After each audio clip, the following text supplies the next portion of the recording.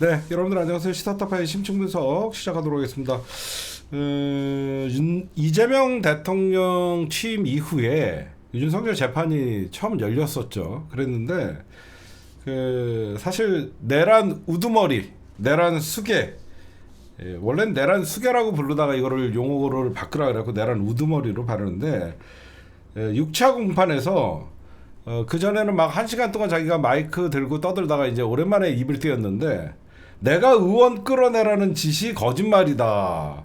이게 이상원 특전 여단장과 이 공방이 오갔는데 이거를 전 국민을 바보로 만드는 것도 아니고 모두가 윤석열이가 의원 끌어내라 지시했다라는 거는 이미 끝났는데 이거를 아직도 반박을 하고 있다. 이거 참 이 사람은 딴 세상 사는 사람 같아요. 그리고 저는 진보와 보수 그런 걸 떠나서 정치인이란, 그러니까 윤석열은 정치인 자격도 없다라고 생각하는 게, 적어도 어떤 이런 윤석열 때문에 많은 사람들이 내란에 가담이 됐잖아요. 그래서 처벌을 받고 있고 군인이나 경찰이나. 그래도 정치인은요 책임지는 자리예요. 그렇죠?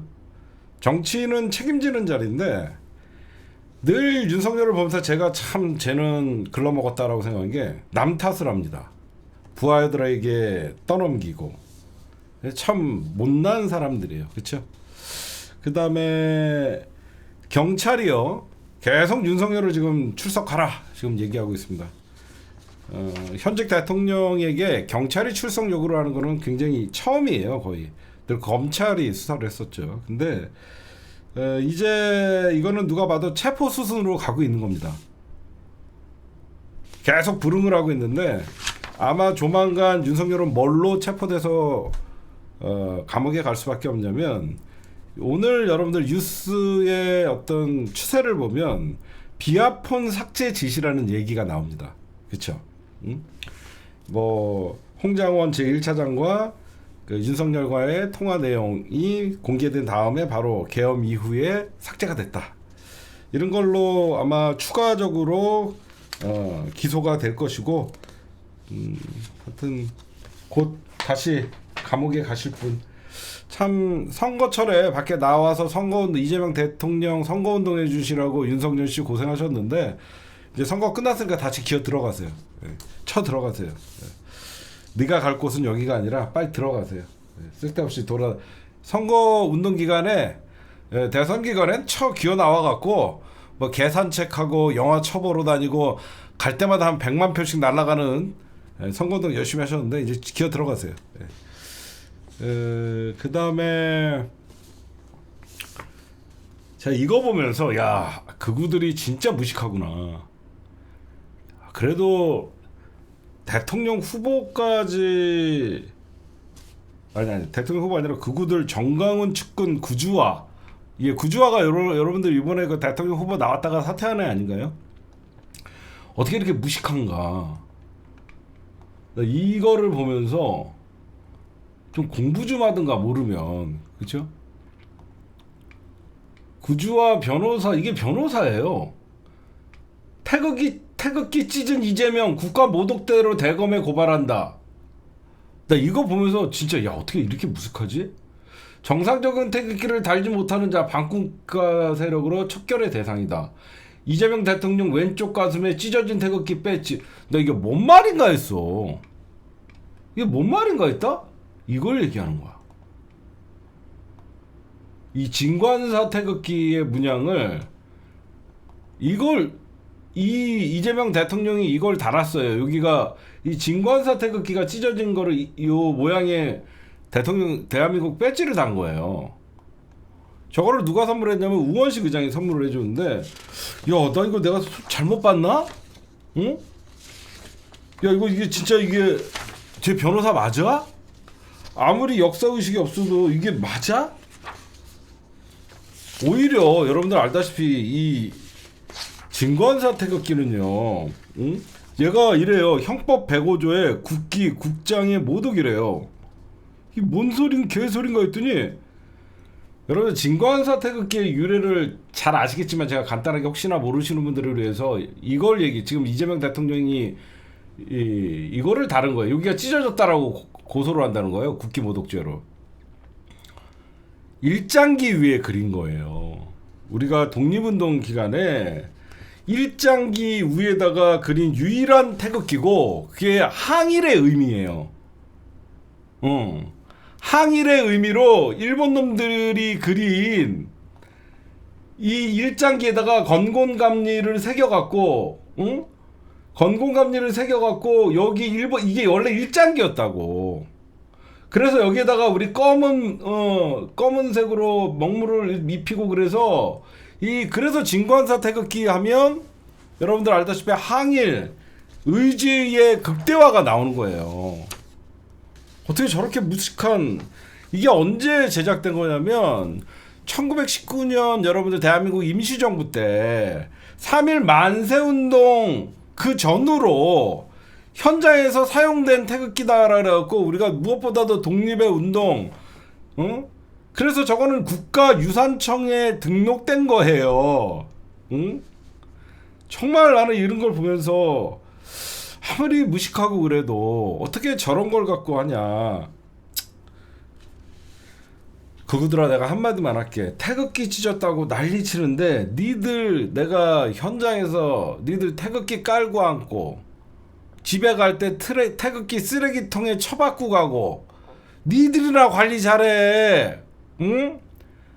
어느 나라 우리나라 국법에 태극기를 쓰레기통에 집에 갈 때 버리게 돼 있나? 태극기는 불태우는 거야. 응? 이게 여러분들 알다시피 이게 정말 아이고 저게 찢겨진 진관사 저 소장 보관 중인 저 태극기를 참 나 국기 훼손죄라고 하는 게 너무 무식해갖고 하여튼 제가 그런 말씀 좀 드렸습니다. 그 다음에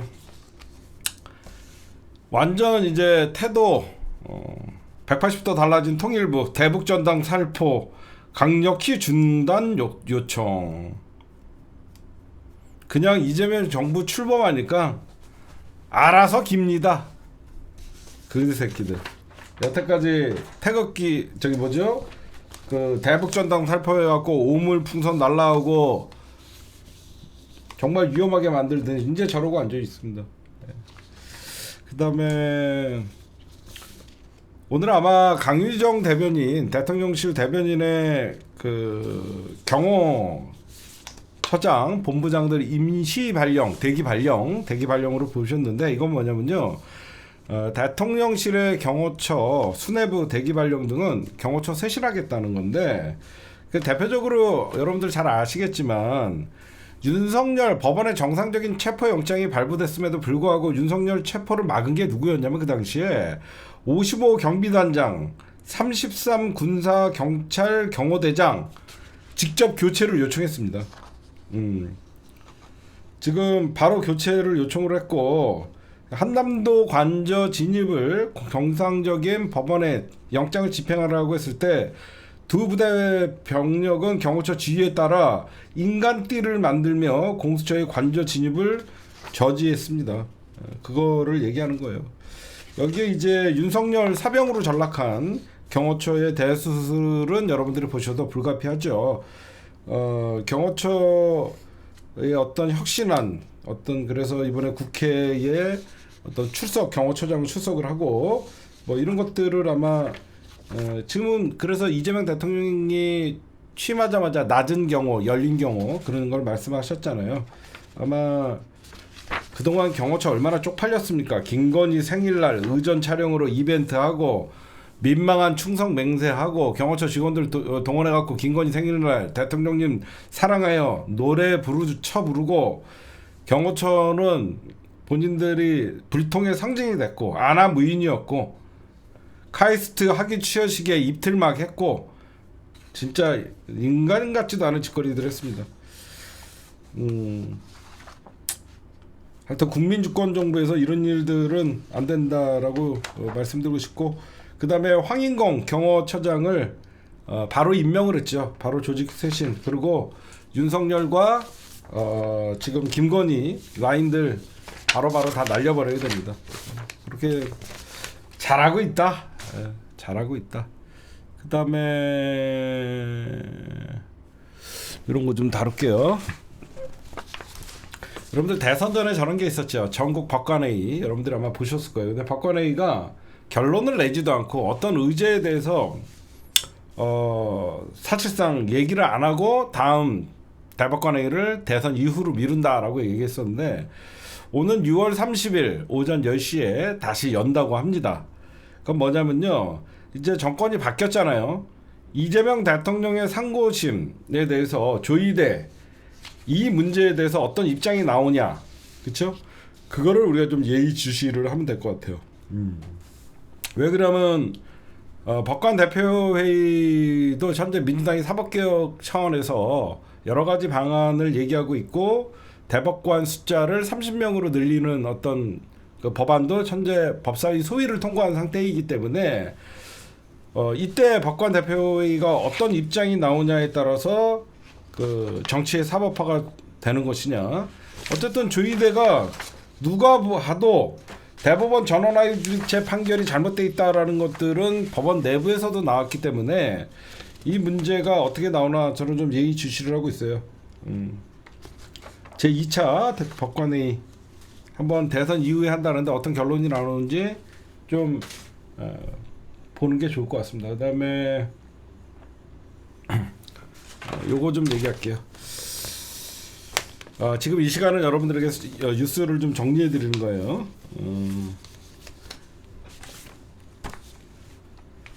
지금 제가 이재명 대표님의 어떤 사건들 걱정하지 마셔라라고 얘기를 했었죠. 그래서 지금 오늘 이재명 대표님의 공직선거법 사건이 연기가 됐어요. 그렇죠? 그래서 여러분들에게 이걸 좀 보여드리면서 설명을 좀 해드릴게요. 현재 여러분들 이거 보시면요.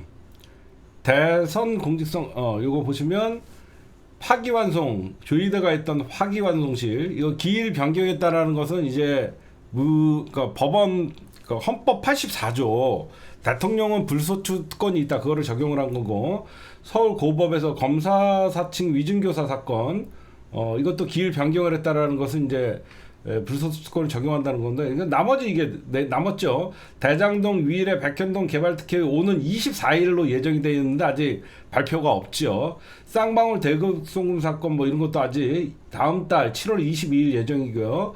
그 다음에 경기도 법인카드 사정유 이것도 7월 1일 예정인데 이거는 제가 어떤 말씀 좀 드리고 싶냐면 요게 더 잘 보이겠구나. 요 정리한 게 요걸로 한번 보세요. 이제 공직선거법 조의대가 파기환송한 거 추 지정으로 됐다니까 그냥 무기한 연기됐죠. 위증고사 아까 이거 아까 대장동 위례 백현 성남 서울중앙지법 6월 24일 수원지법에서 그러니까 현재 3건 그렇죠? 3건이 정해져 있지 않는데 여러분들 이거 보시면 어떤 생각하세요? 어떤 생각하세요? 아니 이게 자체가 제가 보면 우리가 단순하게 보면 이 사건도 빨리 연기 안 하냐 이렇게 할 수 있죠. 이 사건도 빨리 연기 안 하냐? 요 두 사건은 연기했는데 왜 이 나머지 두 사건은 연기 안 해? 이렇게 될 수 있잖아. 요거 두 개는 연기했는데 나머지 이거는 왜 연기 안 해? 이렇게 될 수 있잖아. 제가 늘 얘기하지만 뭐하러 법원을 기다립니까? 그렇죠? 법원 기다릴 필요 없어요. 그냥 민주당이 이 형사소송법 처리 그냥 12일 날 하면 됩니다. 여러분들이 단순하게 다른 것도 그냥 연기하라고 하지만 연기가 중요한 게 아니에요. 그냥 민주당이 형사소송법 대통령은 재판도 대통령 당선자는 재판도 중지된다. 그냥 통과시키면 돼요. 뭘 쟤네들이 언제 연기해주나 쳐다보고 그럴 필요 없습니다. 그렇죠? 그래서 민주당이요 12일 국회 본회의에서 대통령 선거에서 당선된 피고인의 재판 정지를 명문화한 형사소송법 개정안을 철회할 것으로 나옵니다. 그러면 돼요. 이게 왜 제가 이 사건을 딱 집어갖고 말씀드리냐면 이게 바로 파기환송심할 때 사람들이 뭐 7일, 20일은 꼭 지켜야 된다 이런 헛소리들 할 때 제가 뭐라 그랬어요. 아니 왜 걔네들한테 칼자루를 쥐어주냐. 그냥 우리가 응? 2심 재판 연락하면 탄핵하면 되지 않냐. 여러분들이 그때 제가 방향을 딱 잡아줬잖아요. 저 새끼들은 뭘로 믿고 쟤네들은 뭘로 믿고 우리가 20일을 보장하니 7일을 보장하니 그래서 대선 전에는 판결이 아니 뭐하러 그러냐. 응? 그냥 재판 못 열게 하면 된다. 그래서 민주당 그렇게 했듯이 이번에도 딴 거 없어요. 연기하든 말든 신경 쓰지 마시고 그냥 형사법 개정안 12일 날 하면 끝납니다. 현직 당선된 대통령은 재판 정지된다. 이거 하면 되지. 뭘 저것들한테 어떻게 하나 사법부를 예의주시하고 그럴 필요 전혀 없습니다.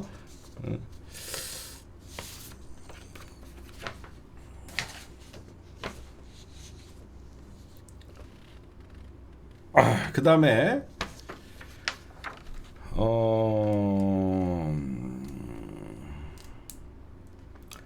저거 있죠. 현재 14명의 대법관 수를 30명으로 늘리는 법원조직법 개정안에 대해서도 통과시키려고 이건 좀 저는 유보시켰으면 좋겠어요. 그러니까 대법관을 14명에서 대법관 수를 30명으로 늘리는 거 저는 이거는 조금 유보시켰으면 좋겠어요. 왜 그러냐면 진짜 법원 개혁에 저는 이건 핵심은 아니라고 생각해요. 솔직히 나중에 혹시나 잘못되면 그 30명 어떻게 할 거야? 아니 나는 솔직히 그래. 개인적으로 아니 일이 많은 것도 알고 다 아는데 14명의 대법관을 지금이야 괜찮지. 지금이야 30명으로 늘리면 되는데 나중에 이거 30명이 어떻게 감당을 할 건지. 나는 오히려 이런 대법관 수로 사법개혁을 하는 게 아니라 제대로 된 어떤 법관들의 임명이나 그런 것들을 좀 더 디테일하게 좀 사법부 개혁을 좀 잘 따지면서 했으면 좋겠어. 사법부 개혁을 좀 다 따지면서 하고 제 개인적인 소견을 좀 말씀드릴게요. 저는 대법관 숫자 14명, 30명은 언제든지 할 수 있는 거잖아요. 그래서 저는 좀 전국 대법관 회의를 지켜본 다음에 6월 30일 이후에 7월 달에 이거는 좀 통과시키고 아마 민주당이 전략적으로 할 것 같아요. 굳이 대법관 회의 전에 전국 대법관 회의에서 자정 능력이 있나 없나 쟤네들의 의도가 어떤가 좀 본 다음에 6월 30일 이후에 언제든지 맘만 먹으면 통과시킬 수 있고 저는 저거부터 좀 했으면 좋겠어요. 4심제. 그래서 대법관을 헌재와 경쟁 관계에 있는 어떤 법원 조직이 아니라 니들은 헌재 밑으로 들어가게끔 하는 어떤 법원 조직법에 그런 것들을 좀 했으면 좋겠어요. 제가 보면 하여튼 좀 저는 그냥 물론 정청래 의원님은 12일 날 통과시키겠다라고 하고 저는 먼저 형사 재판 중지가 되는 재판 중지법 먼저 통과시키고 그 다음에 대법관 증언법은 7월로 좀 넘겼으면 좋겠어요. 그래서 뭐 법무부 장관이나 뭐 하여튼 좀 그렇게 했으면 좋겠어요. 전 개인적으로는 그래요. 그 다음에 국힘당이 지금 법사위원장을 넘겨 달라고 한대요. 그랬더니 민주당 반응이 더 재밌습니다. 그냥 다 웃어요. 국힘당이 법사위원장을 넘겨달라고 하는데 다 웃습니다. 희도 맥히지 않습니다. 저는 희도 맥히지 않는다. 말씀을 좀 드려요. 맞아요. 솔직히 아까 왜 제가 여러분들 제가 왜 법관 숫자 늘리는 거에 조금 저걸로 하자 그랬냐면 어떤 분이 잘 썼는데 이 법관 숫자를 늘릴 때 조의대가 제청하거든. 물론 민주당이 뭐 거부권을 행사하거나 뭐 이렇게 할 수 있겠지만 조이대부터 날리고 하는 건 어떠냐. 난 그 생각을 해요. 무슨 말씀인지 아시겠어요? 조이대는 내란 사건과 분명히 내란 특검이 진행되면 조이대도 내란 사건에 있어서 공범 혐의가 저는 있다고 봐요. 응? 아니 국회에서 임명하는 건 맞는데 재청 자체를 처음에 추천이나 이런 재청 자체나 이런 것들에 대해서 현재 조이대를 먼저 법관회의나 이런 것들을 지켜보다가 조이대에 대한 압박이나 조이대를 날리고 나서 그 다음에 법원 개혁이나 이쪽에 좀 가는 게 더 낫지 않을까. 저는 진짜 그놈이 그놈이고 계속 법관 추천하면 날리고 그것도 부담스러우니까 하여튼 이거는 중요하지 않아요 지금.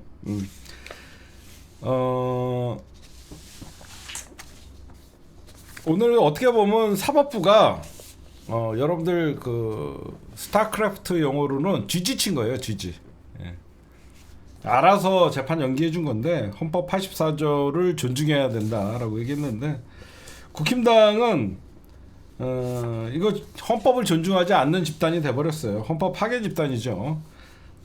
자기네들은 지금 뭐 사법부 흑역사다라고 얘기하는데 말 같지도 않은 소리 하지 말아라.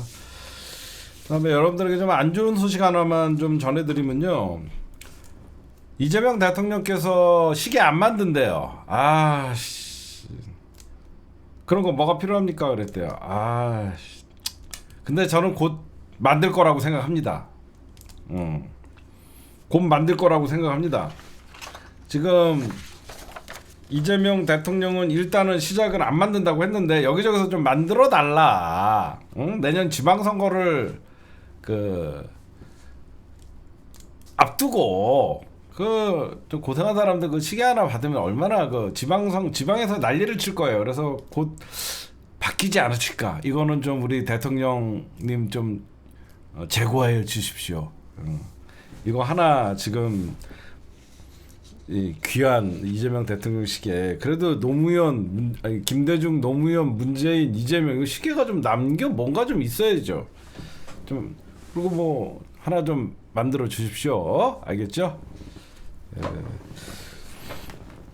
그리고 오광수 민정수석 지금 물어뜯고 있는 돈 탐사. 니들이 이제 본색을 드러내는데 저런 얘기 좀 할게요. 검찰은 여러분들 개죠. 지금 여기 전 돈 탐사 보면서 저는 강진구나 저 유탐사 인간들 보면 무슨 생각을 하냐면 저것들은 조선일보보다 더한 새끼들이다. 응? 지네가 잘못된 거를 인정할 줄을 몰라요. 청담동 술자리 그도 그렇고 끝까지 이거 이재명을 이겨먹겠다는 거거든요. 자기네들이 의혹을 제기했으니까 이재명 지명 철회하라 그러면서 지금 시작한 지 며칠 됐다고 벌써 이제 본색을 드러내고 이재명 까기 시작했잖아요. 그렇잖아. 내가 하나만 말씀드릴게요. 응?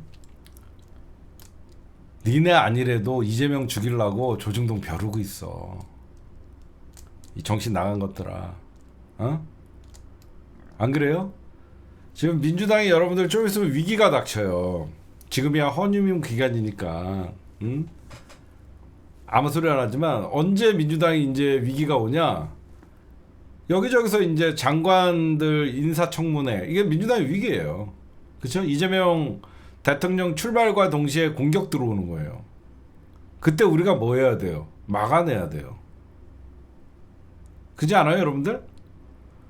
이재명 대통령이 누구 임명할 때마다 조중동이나 대한민국 이 수구 기득권 세력들은 두 눈 부릅뜨고 이재명 깔라고 지금 이재명 정부 공격하려고 저러고 앉아 있는데 돈 탐사 저것도 이제 본색 드러냈잖아요. 제가 여태까지 어떤 놈들이랑 싸웠는지 아시겠죠? 응? 제가 저놈들 우리랑 결이 다르다 그랬잖아요. 응? 그러니까 저런 사람들이 가장 큰 문제예요. 같은 편끼리 왜 쟤네들은 같은 편이 아니에요. 미친 것들이죠. 이재명 정부 들어선 이제 6일 7일 됐는데 일주일도 안 된 정부 지네가 인사검증 문제 있다고 이재명 까고 있잖아요.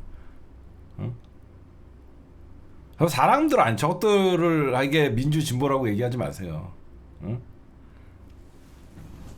똑같잖아요. 사과 한마디 안 하잖아요 저것들. 쟤네들 여러분들 우리 민주당이 어디서부터 이제 위기가 오냐면 맞아요. 김민석 그쵸? 김민석 국무총리 저것들 김민석 과거 다 털면서 이재명 정부 인사로 엄청 깔라고 지금 검찰이 캐비넷 풀고 다 할 거 아니에요. 니들이 안 까도 다 깐다. 우리가 할 수 있는 것은 또 당하지 않기 위해서 이재명 지키고 이재명 정부 지키는 거야. 민주시민들 돈 빨아 처먹으면서 이재명 까는 니들이 이제 그 본색 드러내는 거 아니냐. 돈 탐사. 그러니까 니들이 돈 탐사라고 하는 거야. 알겠지? 그 다음에 제가 오광수 민정수석 여러분들 취재를 봤더니요. 얼마 전에 대통령실 초청으로 전현직 최고위원들 왔었죠. 이재명 대통령이 여기서 설명을 했대요.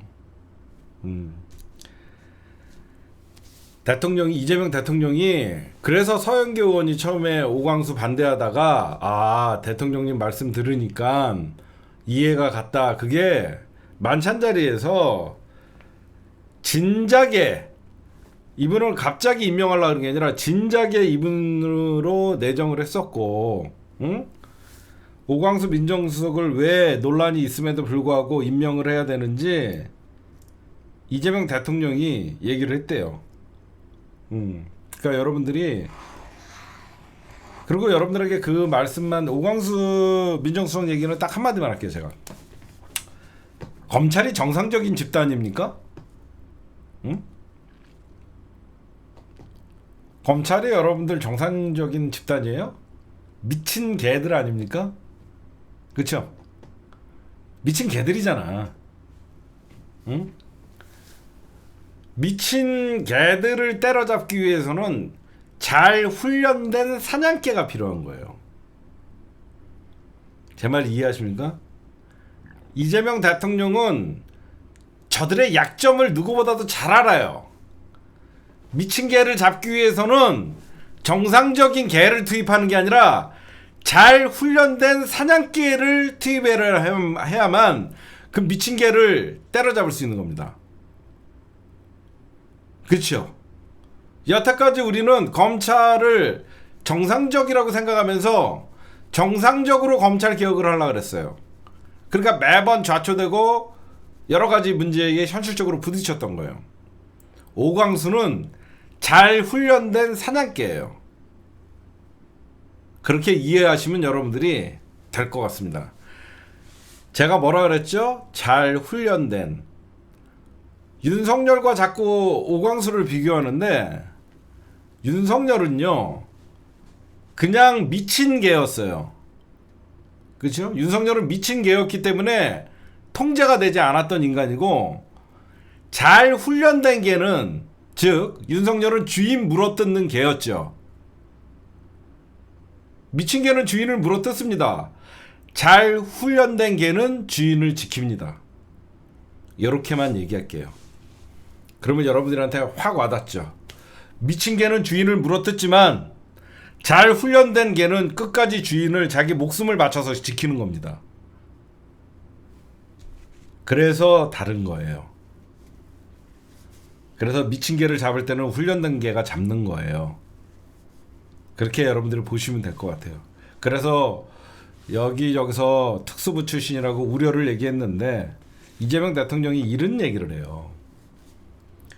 과거 민정수석은 우리 민주정부가 정권을 잡으면 좀 멋있는 사람들이나 그런 좀 명망 있는 사람들을 임명하는 경향이 있었는데 그분들을 임명을 했더니 실질적으로 검찰이랑 소통이 안 되더라 이거예요. 민정수석실에서 검찰과 경찰 이런 권력 집단들을 소통을 하고 조율을 해야 되는데 그게 안 됐다는 거예요.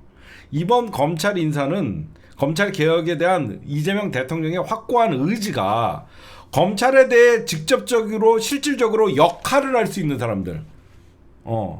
지금 누가 만약에 지금 검찰 개혁을 어떤 놈이 지금 반란을 일으킨다. 그런 놈을 찾아낼 수 있는 사람. 그쵸? 그 사람을 어떤 놈들이 지금 어떤 식으로 넥스트는 무엇을 할 것이다.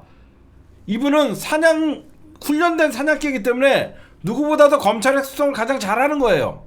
응? 너 아직도 방송에 너 죽기 전까지 할 거야. 그러니까 여러분들의 제 말 오늘 딱 들으시면 더 이상 조중동과 돈탐사가 까면 좋은 분이에요. 그쵸? 됐죠? 이제 여기까지만 얘기하면 되겠죠? 조중동이 까는 인사는 잘된 인사입니다. 돈탐사가 까는 인사도 잘된 인사예요. 그렇게 합시다.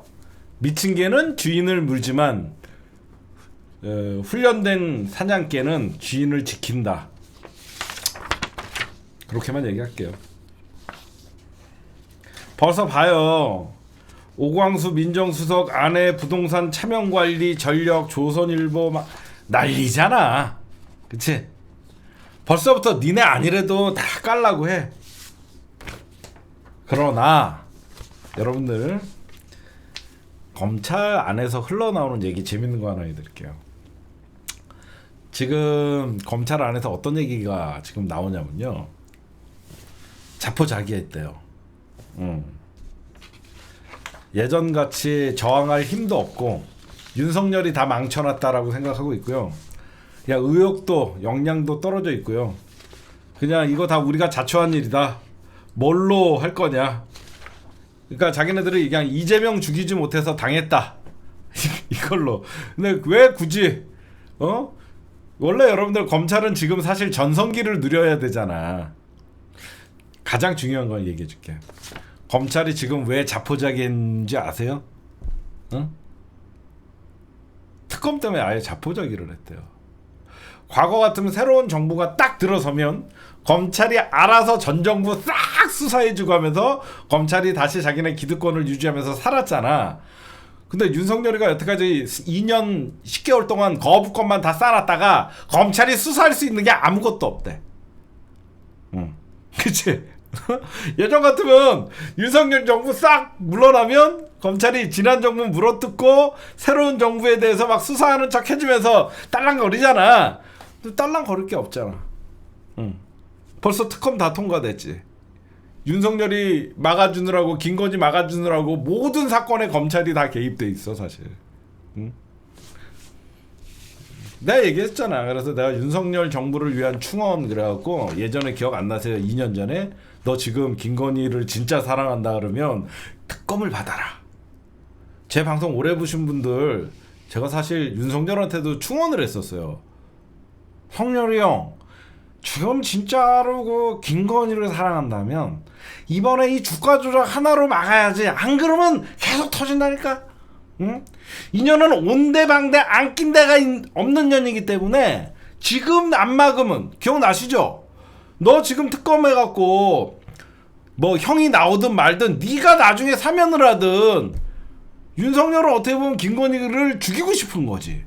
그러니까 계속 요만한 사건, 그러니까 도이치모터스 주가 조작하고 뭐 대통령 부인이니까 뭐 집행유예 정도로 막을 수 있는 거를 키워서 2년 뒤질 때까지 못 나와요. 진짜 2년 뒤질 때까지 못 나와요. 여러분들 보셔도 못 나와요. 그렇다고 질은 나오나? 질은 사형 아니면 무기지정이야. 한 새끼는 사형 아니면 무기징역, 한 년은 뒤질 때까지 못 나와요. 그냥 좋은 커플이죠. 그러니까 검찰이 지금 할 수 있는 게 아무것도 없다는 거죠. 예를 들어서 과거 같으면 새로운 정부가 딱 들어서면 전 정권 사정 딱 하면서 선물을 딱 준비해야 되는데 지금 특검이 준비가 돼가 있으니까 오히려 검찰이 할 수 있는 게 없대요. 그래서 검찰 내부가 뒤숭숭하고 자포자기하는 추세다. 거기에 또 처음에는 오광수 온다 그래갖고 잠깐 우리 검찰 선배 오네라고 했더니 잘 훈련된 개래에서 아유 꼼수도 안 통하겠다 이런 생각을 한다고 합니다. 그 다음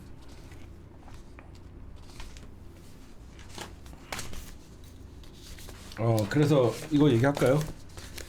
네, 우리 이재명 대통령께서 내일 김건희 내란 특검, 김건희 특검, 최상무형 특검 3대 특검을 3월 10일 이게 제가 여러분들 내란 특검, 김건희 특검, 최상병 특검 이렇게 1번, 2번, 3번으로 나눴죠. 왜 제가 1번을 내란에다 놓고 2번을 개 잡년에다 놓고 3번을 최상병으로 놨냐면 특검 출범 순서예요. 특검 출범 순서. 그리고 내가 알아봤더니 오광수는요 예전에 최동욱 라인이었대요. 니들 좀 알아보고 가 이 새끼들아. 특수부였지만 나름 최동욱 라인이었대. 뭐 알기나 하고 떠들어. 저들 아무 강진구 기억 안 나요? 2년 동안 취재하고 나한테 전화 와서 내가 시다타파의 이종훈 씨가 청담동 사건에 애킬레스건을 쥐고 있기 때문에 이명수 기자가 잘 설득을 해갖고 저에게 목소리도 이낙연인지 하여튼 지가 2년 동안 취재해놓고 내가 청담동 사건에 아킬레스건을 쥐고 있대.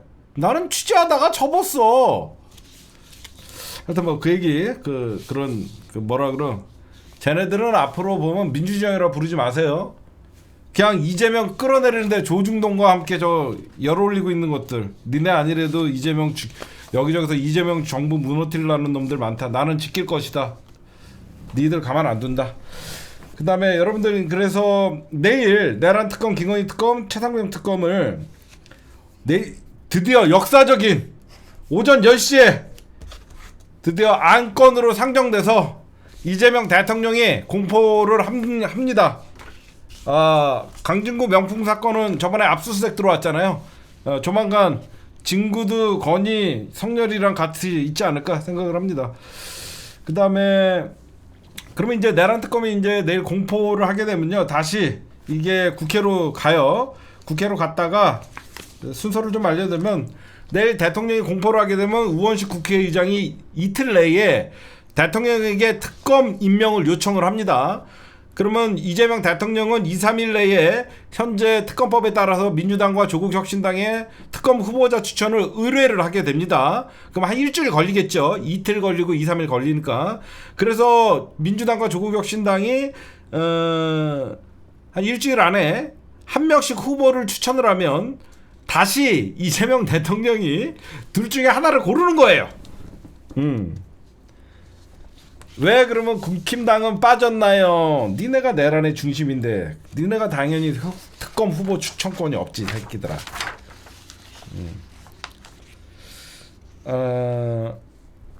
근데 이게 역설적으로 좀 우려가 있어요. 잘 들어보시면 내가 어떤 우려를 하냐.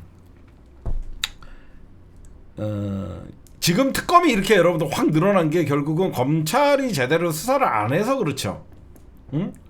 검찰이 제대로 수사를 안 해서 검찰 수사가 미진하기 때문에 특검이 출범을 됐는데 결국은 현직 검사들도 전부는 아니래도 대부분 현직 검사들 검찰청에서 검사들이 투입될 거 아닙니까? 지금 내란 특검 60명 중에 외부 인력도 충원이 된다 해도 검찰청에서 투입이 된다고요. 그래서 제가 보면 특검 검사들 잘 뽑아야 된다고 생각해요. 특검 검사들 잘 뽑아야 돼요. 외부 인사, 그러니까 전직 검사들이나 뭐 자격이 되는 사람들도 특검 검사에 합류를 할 수 있지만 대부분 검찰청에서 파견이 되기 때문에 하고 여러분들 지금 들리는 소리가 뭐가 있냐면 특검 뽑는 게 너무 힘들대요. 이게 무슨 말이냐면 그러니까 박영수 같은 특검 있잖아. 특검은 한 명이잖아. 그 밑에 특검 보들이 있는 거잖아요. 그 다음에 검사들이 있는 거잖아요. 왜 힘드냐면 이 특검을 하게 되면요 겸직을 못해요. 그러니까 특검과 변호사를 겸직을 하지 못하기 때문에 그러니까 변호사업을 몇 년을 휴업을 하고 왜 계속 공소 유지를 해야 되잖아. 그래서 이거 잘 뽑으시겠죠. 하여튼 박영수 같은 특검 안 돼요. 안 되죠. 잘 뽑으시겠죠. 그러니까 제가 보면 돈은 벌 만큼 벌고 뭔가 이재명 대통령과 결을 같이 하는 이런 사람들이 좀 나오면, 그래서 경험이 안 돼 있기 때문에 정말 구하기가 힘든다니까 잘 구하시겠죠.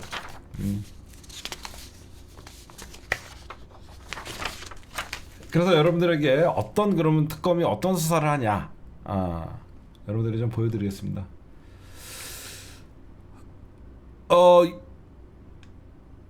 요즘 계속 시청하고 있습니다. 시사타파 화이팅. 아유, 예, 고맙습니다.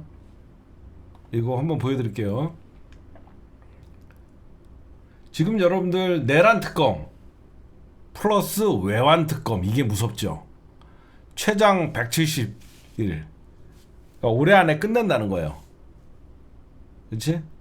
파견 검사 60명, 특별 수사관 100명, 거의 웬만한 지방 검찰청 수준입니다. 파견 검사 60명에 수사관 100명이면 지방 검찰청 수준이에요. 검찰, 경찰, 고위공직자수사제 관련 수사 진행 중인데 이거를 다 갖고 와요. 김건희년 최장 170일입니다. 이것도. 파견 검사 40명, 특별 수사관 80명. 여기는 사건이 되게 많아요.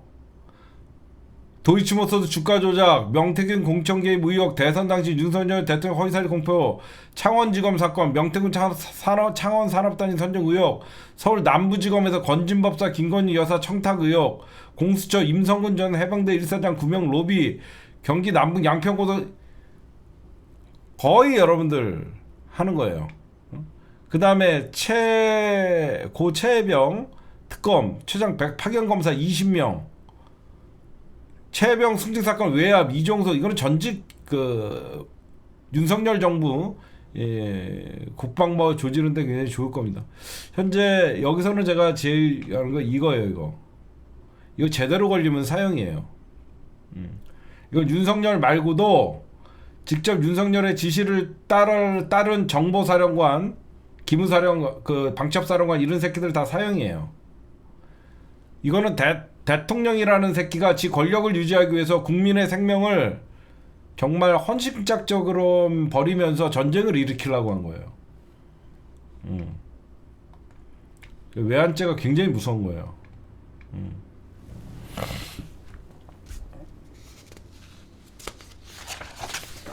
하여튼 내일 드디어 시작한다, 여러분들에게 말씀드립니다. 그 다음에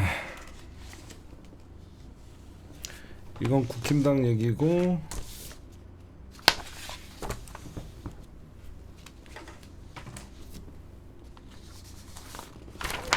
요거 했고, 요거 하고,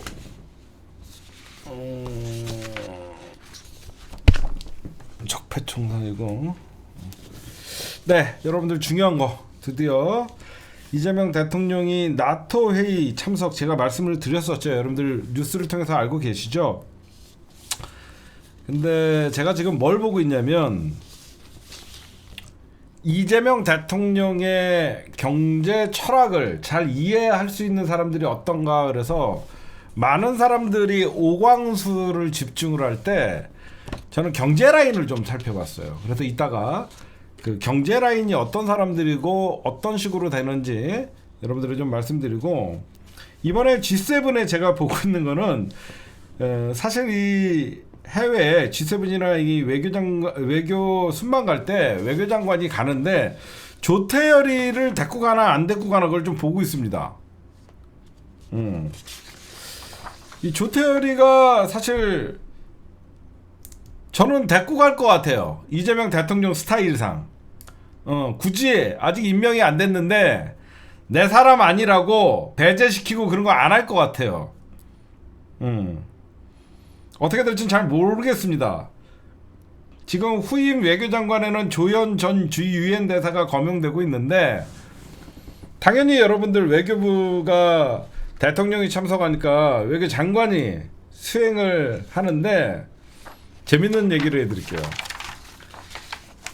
정상적이면 당연히 여러분들 외교부가 당연히 대통령 가는 곳에 외교부 장관이 수행하는 건 당연합니다. 이렇게 얘기를 하는데 외교부에다가 전화를 해서 이번에 G7 정상회의에 외교부 장관 가십니까? 라고 물어보면 뭐라고 대답하냐면 아직 동행이 결정되지 않았다. 대통령이 아직 데리고 간다는 말이 없는데요. 아직 이러는 거죠. 원래 외교부 같으면 지네가 준비하고 하잖아.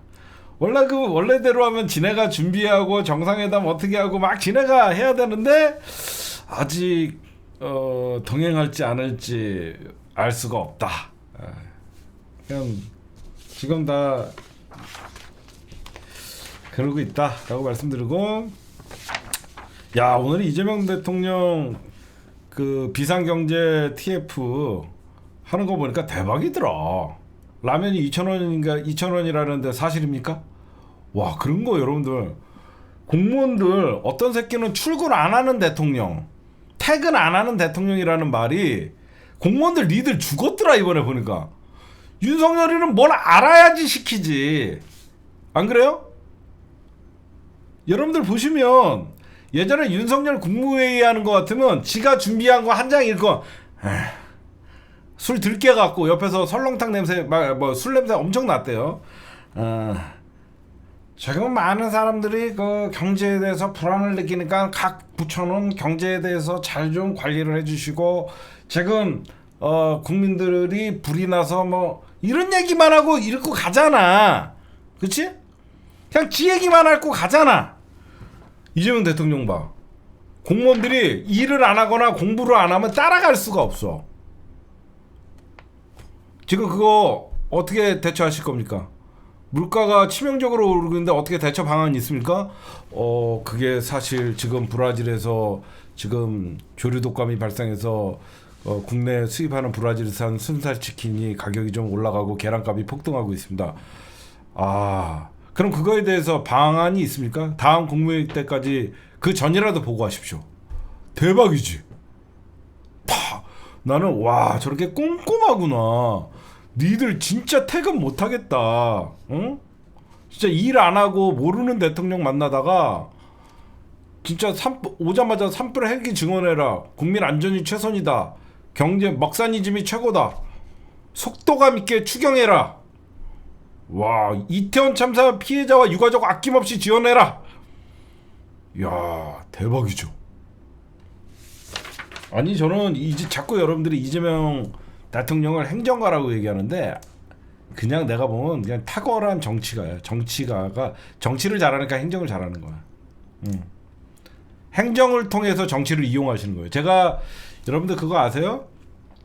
제가 이재명 대통령 나중에 무슨 큰 저 사람 나중에 일 내겠다라고 생각한 게 성남시장 때인데 1화를 잠깐만, 이재명 대통령이 이런 얘기를 해요. 나는 권력이 필요한 사람이 아니다. 권한이 필요한 사람이다. 와, 그 말을 할 때 소름이 돋는 거야. 그래서 예전부터 제 방송을 보신 분들은 제가 한마디 이 말을 한 적이 있어요. 야, 이재명 성남시장이 성남시장을 하는데도 사람들은 성남이 살기 좋다라고 하는데 이분이 좀 더 큰 권한을 갖는 경기도지사에 나가면 어떨까? 그 얘기를 하면서 제가 그때 전해철이랑 붙을 때 제가 이재명 지사를 응원을 했거든요. 그때 여러분들 아시겠어요? 자기는 이것도 하고 싶고 저것도 하고 싶고 자기 눈에는 다 보이는 거야. 이건 이렇게 하면 되고 이건 이렇게 하면 되고 이건 이렇게 하면 되는데 자기한테 권한이 없는 거야. 위에서 늘 못하게 막고 위에서 늘 압박을 받고. 그렇죠? 제가 보면 그런 것들 보면 이재명 대통령은 권력이 필요한 사람이 아니라 일을 하기 위해서는 권한이 필요했던 사람이에요. 대단하십니다. 기대가 됩니다. 특히 여러분들 이번에 G7이라는 어떻게 보면 세계 재계들 하여튼 제일 잘 사는 나라 7나라예요. 그렇게 보면 돼요. 예전에 이게 1970년대까지만 해도 지금 나오는 G7이 세계에서 제일 잘 사는 나라들이었어요. 그러다 나중에 러시아가 꼈다가 러시아가 크림반도 침략하면서 빠졌거든요. 그럼 우리나라가 거기에 초청된 거예요. 그럼 우리나라 잘 사는 나라잖아요. 거기 가기 전에 여러분들 뭐예요? 이재명 대통령 진짜 빨라요. 재계 총수들을 만납니다. 지금 15일에서 17일까지 캐나다에서 열리는 G7에 가는데 당연히 여러분들 이거는 경제 단체장들이나 경제 수장들과 회의를 통해서 어떤 것들을 좀 협력을 하고 하면 좋겠습니다. 당연히 물어봐야 되잖아요. 그래서 12일 또는 13일에 용산 대통령실에 여러분들 윤석열 정부에서 우리나라 기업 회장들 뭐 했습니까? 떡볶이 먹고 병풍 쓰다가 끝났잖아요. 그렇죠? 지 어디 가면 시장에 아니 재벌 회장들을 시장에다가 왜 부릅니까? 나는 그때 야 저 새끼 진짜 도라이다. 응? 재벌 회장들은 뭔가 큰 결정을 하고 국민들이 경제가 어려울 때 해야 되는데 재벌 회장들을 시장에서 떡볶이 먹이고 앉아 있어요.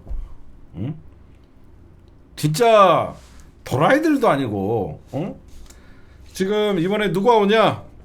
이번에 대통령실에 삼성, 현대, SK, LG, 롯데 5대그룹 총수와 대한상공회의소, 한국경제인연합, 한국경영자총연합, 한국무역협회, 중소기업회, 한국중견기업회 등 경제 6단체라고 하거든요. 제가 방금 말씀드린 것을 이분들 다 온다고 합니다. 떡볶이 먹던 어떤 놈은 떡볶이 먹이고 어떤 분들은 기업을 위해서 지금 회의를 하는 거예요. 11명. 왜 그러면 이번에 왜 모이냐? 이번 재계 총수들과 모이는 이유는 내수 침체와 미국 관세 정책, 제일 지금 미국의 관세 정책에 기업들이 직격탄을 맞잖아요. 수출 기업들. 그러니까 우리나라는 수출 주도의 경제 성장 모델이니까. 그렇기 때문에 미국 관세 정책 변화 등 불확실성이 커진 상황에서 이재명 대통령이 G7 정상회담을 통해서 트럼프와 만날 가능성이 크기 때문에 현재 현안들을 살피고 재계의 목소리를 들어서 어떤 거를 좀 우리가 강력하게 정부에서 트럼프와 협상을 하고 해소를 해야 될지 그 굉장히 경제 현안이기 때문에 지금 재계들과 조율을 하고 있다. 예전에는 문재인 대통령은 취임 2개월, 노무현 대통령은 취임 3개월이 지난 다음에 재계 총수들을 만났는데 이재명 대통령은 2주 만에 만난다. 그렇게 말씀드리고 그 다음에 중요한 거를 좀 하나 분석했습니다. 뭐냐면 이재명 대통령 하면 여러분들 뭐니 해도 경제죠. 잘사니즘. 그래서 지금 뭐 강훈식 비서실장, 그 다음에 오광수 민정수석, 그 다음에 위성락 안보실장 뭐 이런 사람들은 다 임명이 됐습니다. 여러분들은 그쪽에 관심이 많지만 나는 그러면 이재명 대통령의 먹사니즘, 잘사니즘에 부합하는 경제팀은 누구냐? 여러분들이 지금 경제팀에 대해서는 약간 관심들이 없는데 이게 사실 제일 중요하거든요. 그래서 여러분들에게 좀 말씀드리면 대통령 정책실장, 대통령의 국정 철학과 정책 방향 그런 것들을 잘 이해하는 김용범 전 기획재정부 1차관을 임명을 했고요. 경제성장수석, 예전에는 여러분들 경제수석이라고 했죠. 이거를 경제성장수석에는 하준경 한양대 경제학부 교수, 저도 처음 못 들어봤어요. 그래서 이분이 누군지 봤고요. 경제성장수석은 기존 경제수석 이름을 바꾼 거라고 말씀드렸고 대통령이 경제성장을 핵심으로 국정기조를 그러니까 기존에는 진보 어젠다에 성장은 사실 안 들어가잖아요. 근데 경제수석에다 경제성장수석이라는 게 좀 의미가 있는데 그 이재명 대통령이 취임사에서 이런 말씀을 해요. 가장 많이 언급한 말이 성장이었어요. 취임사에서. 그러면 기업인들은 여러분들 반색을 하게 되죠. 응? 기업이 자유롭게 창업을 하고 성장하며 세계 시장에서 경쟁할 수 있도록 든든하게 뒷받침하겠다라고 해서 제가 왜 이런 말씀을 드리냐면 이재명 대통령의 경제 라인을 보면 대통령실의 경제 라인을 보면 누구보다도 기업들과 충돌될 사람들이 별로 없어요. 기업은 왜 그러면 기업들이 수출 잘 되고 올해 얼마 정도 삼성이 어느 정도 흑자가 나고 어디가 흑자가 나고 사실 대한민국 5대 재벌이 어떤 성과를 내냐에 따라서 이재명 정부 1년차의 경제 성과 지표가 나와요. 그러니까 우리가 무조건 재벌 개혁을 외치고 그런 것도 중요하고 재벌의 사회적 기업, 사회적 어떤 역할 이런 것도 중요하지만 그래도 대통령이 좋은 일을 하기 위해서라도 국민적 지지가 필요하고 당연히 그런 국민적 지지와 이재명 대통령의 경제 정책을 뒷받침하려면 지표가 있어야 된다고요. 지표. 그 지표가 뭐냐면 바로 성장, 마이너스 성장을 했던 윤석열, 집권하자마자 플러스로 돌린 이재명 하면 국민들 여러 같은 지지가 있다 보면 다른 개혁의 동력이 생기잖아요. 무슨 말씀인지 아시겠죠? 저는 그 얘기를 하는 거예요.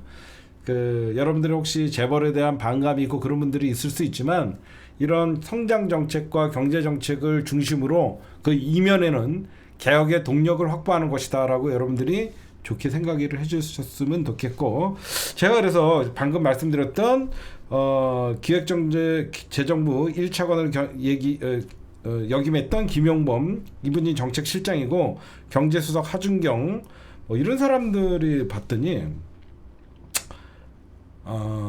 경제팀 리더들이잖아요. 적극적 재정론자예요.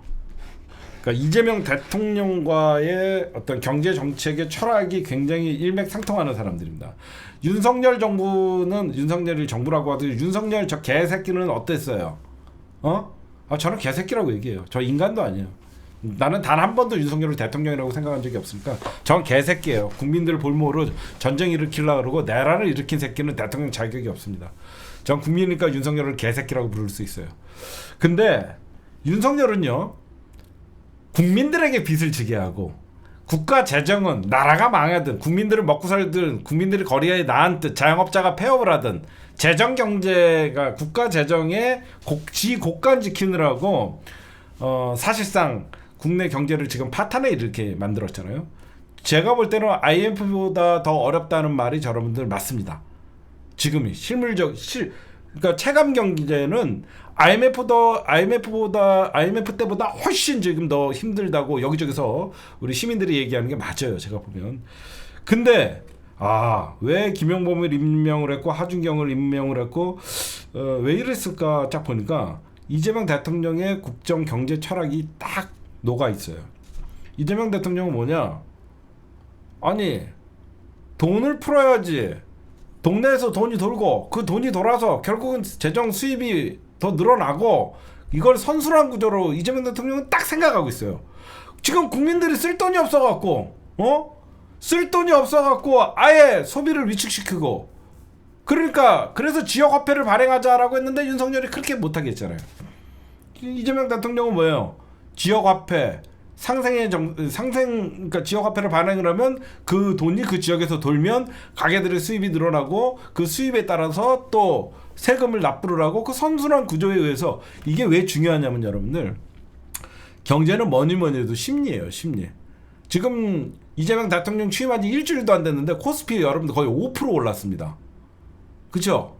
5% 올랐어요. 왜 그래요? 대통령에 대한 기대감이에요. 갑자기 우리나라가 5일 만에 경제가 좋아졌나? 사실 그건 아니잖아요. 분위기가 달라진 거잖아. 코스피가 5%가 올라갔고 지금 2,800포인트를 넘어갔어요. 응? 삼성전자 6만원 복귀했어요. 왜 그래요? 기대감이야. 경제는 심리거든. 심리가 회복되고 있을 때 어떻게 해야 돼요? 돈을 풀어줘야 돼요. 돈을 풀면 다시 우리나라 대통령들은 경제가 좀 돌아가네 하면서 소비 심리가 일어나고 그 소비 심리에 의해서 자영업자들이 다시 좀 괜찮아지고 이게 여러분들 같이 먹고 사는 거예요. 지금 이런 짓거리라니까. 그래서 제가 딱 봤더니 이 김용범이 누군가 했더니 기재부 1차관이었지만 윤석열 정부에서 유일하게 재정의 적극적 역할을 강조하는 쪽이었던 사람이었어요. 그런 사람이었구나. 이 사람이 예전에 2022년부터 그 공직에서 퇴임한 다음에 보니까 굉장히 적극적인 사람이고, 근데 뭐가 문제냐?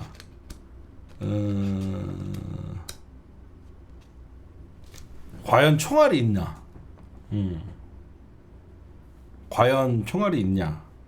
제가 방금 이분이 윤석열 정부가 아니라 윤석열 정부 전에 나오신 분이에요. 지금 가장 문제가 뭐냐면 총알이 있냐 이거예요. 지금 돈이 너무 없어서 방향은 옳은데 지금 대한민국이 마이너스 성장 위기에 놓여 있다 보니까 지금 이런 재정적 역할을 할 수 있냐라고 이제 얘기들이 나오는데 이거는 대통령 의지예요. 대통령이 국가가 빚을 지는 게 낫지 국민에게 빚을 떠안기면 안 된다 이런 생각을 하면요 됩니다. 이건 대통령의 의지예요. 왜 그러면 경제가 살아나면 다시 총알은 차니까. 그런 말씀을 좀 드리고 그 다음에 요거 하나 좀 말씀드릴게요. 지금은 이재명 대통령이 새 재판관 후보군 지금 나오고 있죠.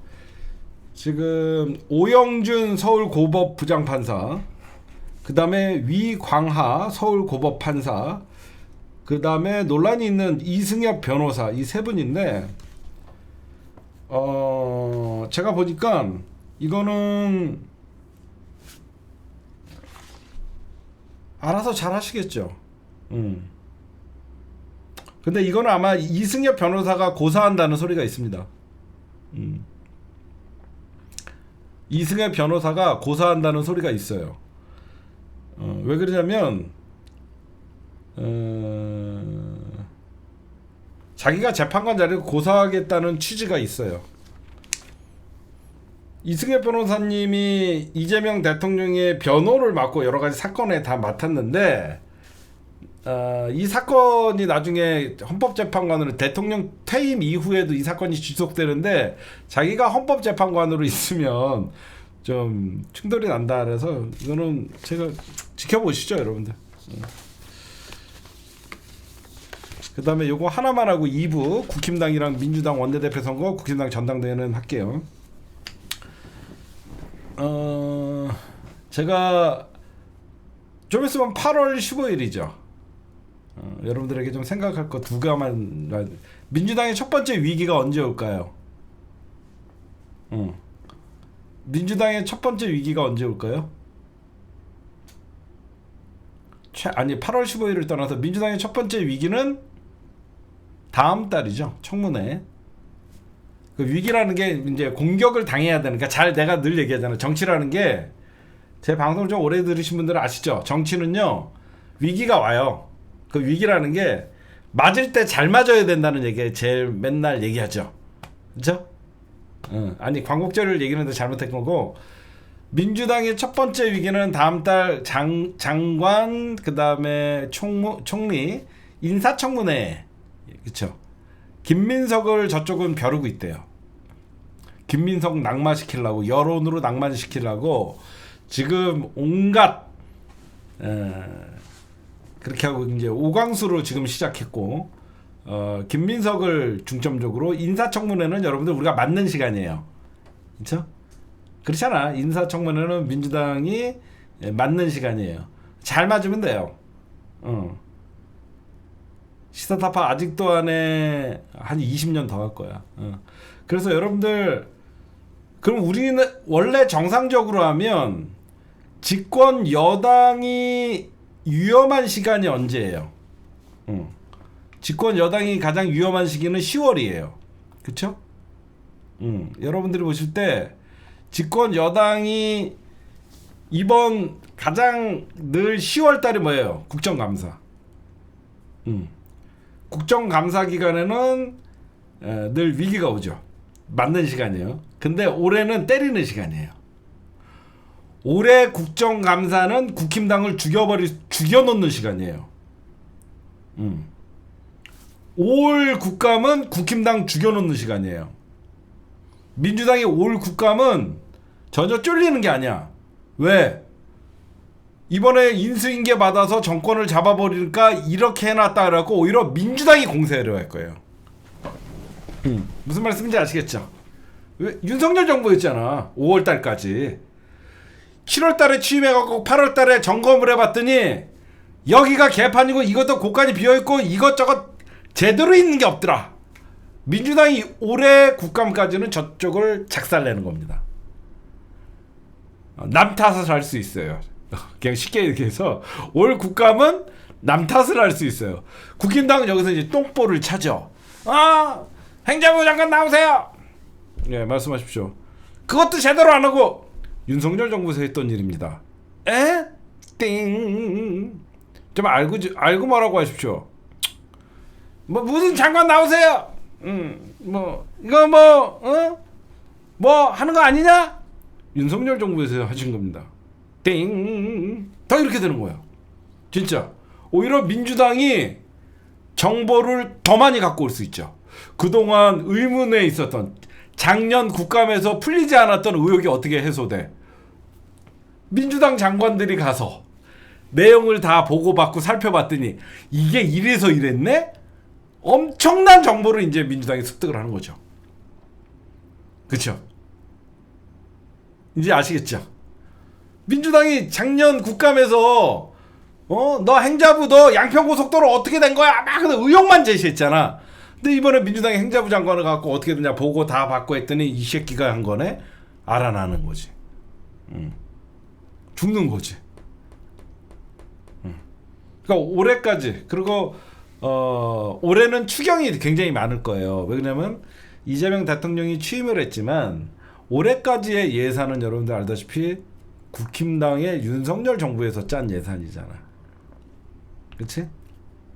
벌써 여러분들 기재부가 예산을 짜갖고 올려갖고 올 12월에 또 예결위를 하잖아.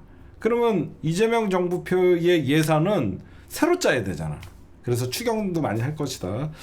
제가 아까 잠깐 8월 15일 날을 얘기한 건 뭐냐면요.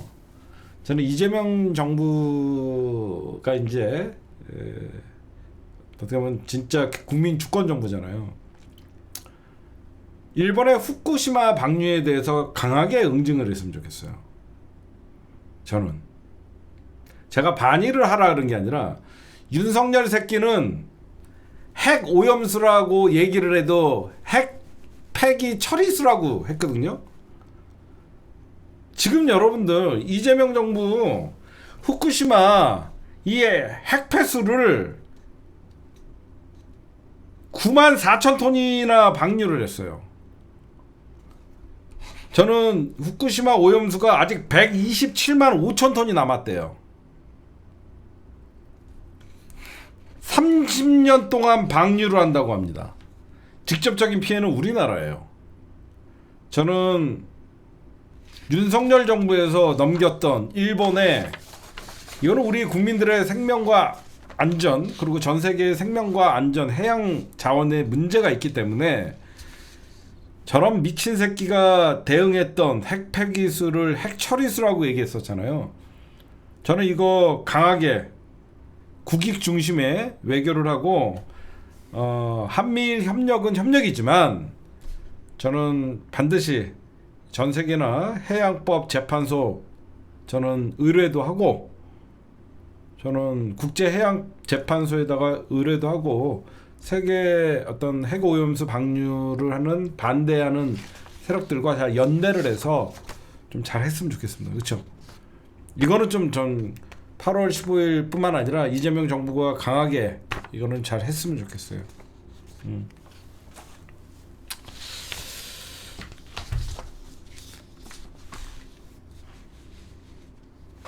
네, 오늘의 1부였습니다. 아까 1부에서 못다한 얘기 잠깐만 할게요.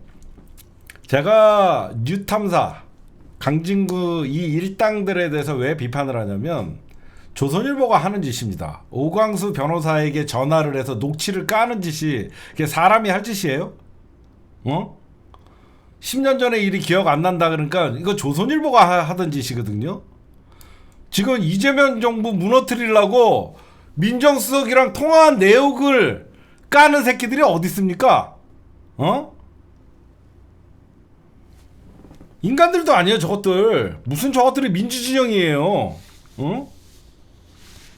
미친 거 아니에요? 저래놓고 민주시민들 후원 처받아놓고 거기 좋다고 그러고 앉아있습니까? 그러다가 어떻게 되는 줄 아세요? 그 방송 신도들 어떻게 변하는지 보세요.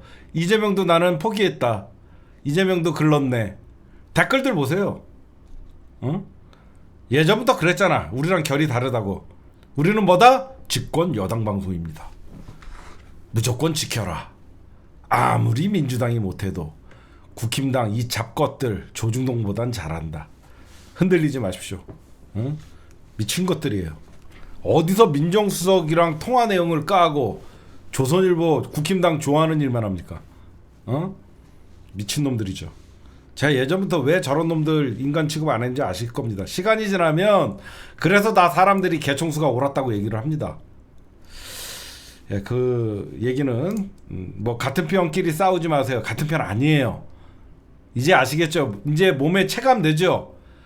같은 편은 절대 같은 편한테 돌 던지지 않아요. 그 다음에 빵진숙 얘기 나온 김에 빵진숙 경찰이 이제 알아서 압수수색 합니다. 곧 관련, 이것도 곧 관련입니다. 빵진숙이 지금 버티고 있는데 법인카드 사용처 압수수색에 나서갖고 지금 호텔에서 5천 몇백만 원 쓰고 뭐 식당에서 7천만 원, 호텔에서 얘는 왜 호텔을 이렇게 쳐갔죠?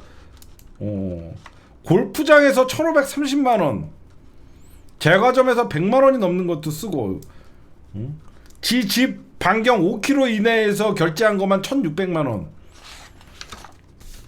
곧 관련. 그 다음에 지금 제가 가장 여러분들 이재명 대통령과 이재명 정부가 들어섰는데 빨리 청산해야 될 게 뭐냐면 안창호 인권위원장이랑 박선영 진화위원장이에요. 이 둘도 빵진숙과 함께 다 쳐내야 됩니다. 진화위원장 얼마나 노무현 대통령이 진실화해 위원회를 얼마나 힘들게 만들었는데 지금 쳐내는 방법이 있습니다. 안창호는 내란 공범이에요. 윤석열 인권을 얘기하면서 윤석열 방어권 보장하자는 안건을 통과시킨 윤석열 내란 공범이에요, 이 새끼는. 여기 지금 안창호는 2년 3개월 남았어요, 인권이. 그 다음에 이 박선영이는 내란 직전에 임명했죠. 6개월 남았습니다. 이 사람들은 법률상 임기가 보장돼 있지만 빨리 얘네들을 자진 사퇴시키려면 어떻게 하면 여기에 다행히 노조가 있습니다. 여기 다행히 공무원 노조가 있어갖고 공무원 노조들이 들고 일어나면 대통령이 이거는 뭐 직권 남용이 아니래도 여기 다 할 수 있습니다. 얘네들 반드시 잊지 마세요. 여기에 또 하나 누구 있어요? 독립기념관장. 독립기념관장, 그 다음에 그 인권위원장, 진실화해 위원장, 요 세 개는 반드시 날려야 됩니다. 개국본이 아마 독립기념관장 이 새끼 반드시 날리는데 좀 개국본 회원들이랑 우리 새로운 임원진 분들이랑 얘네들 좀 잡들이 좀 했으면 좋겠어요. 이 뉴라이트 독립기념관장과 안창호 인권위원장, 이 박선영 이런 셋이 이런 것들은 우리 시사타파 회원들 끝까지 우리가 예의주시합시다. 이것들은 가만두면 이건 내란 공범들이에요. 그 다음에 민주당 얘기부터 할까요? 민주당 얘기하고 내란당 얘기합시다. 저 얘기부터 좀 할게요.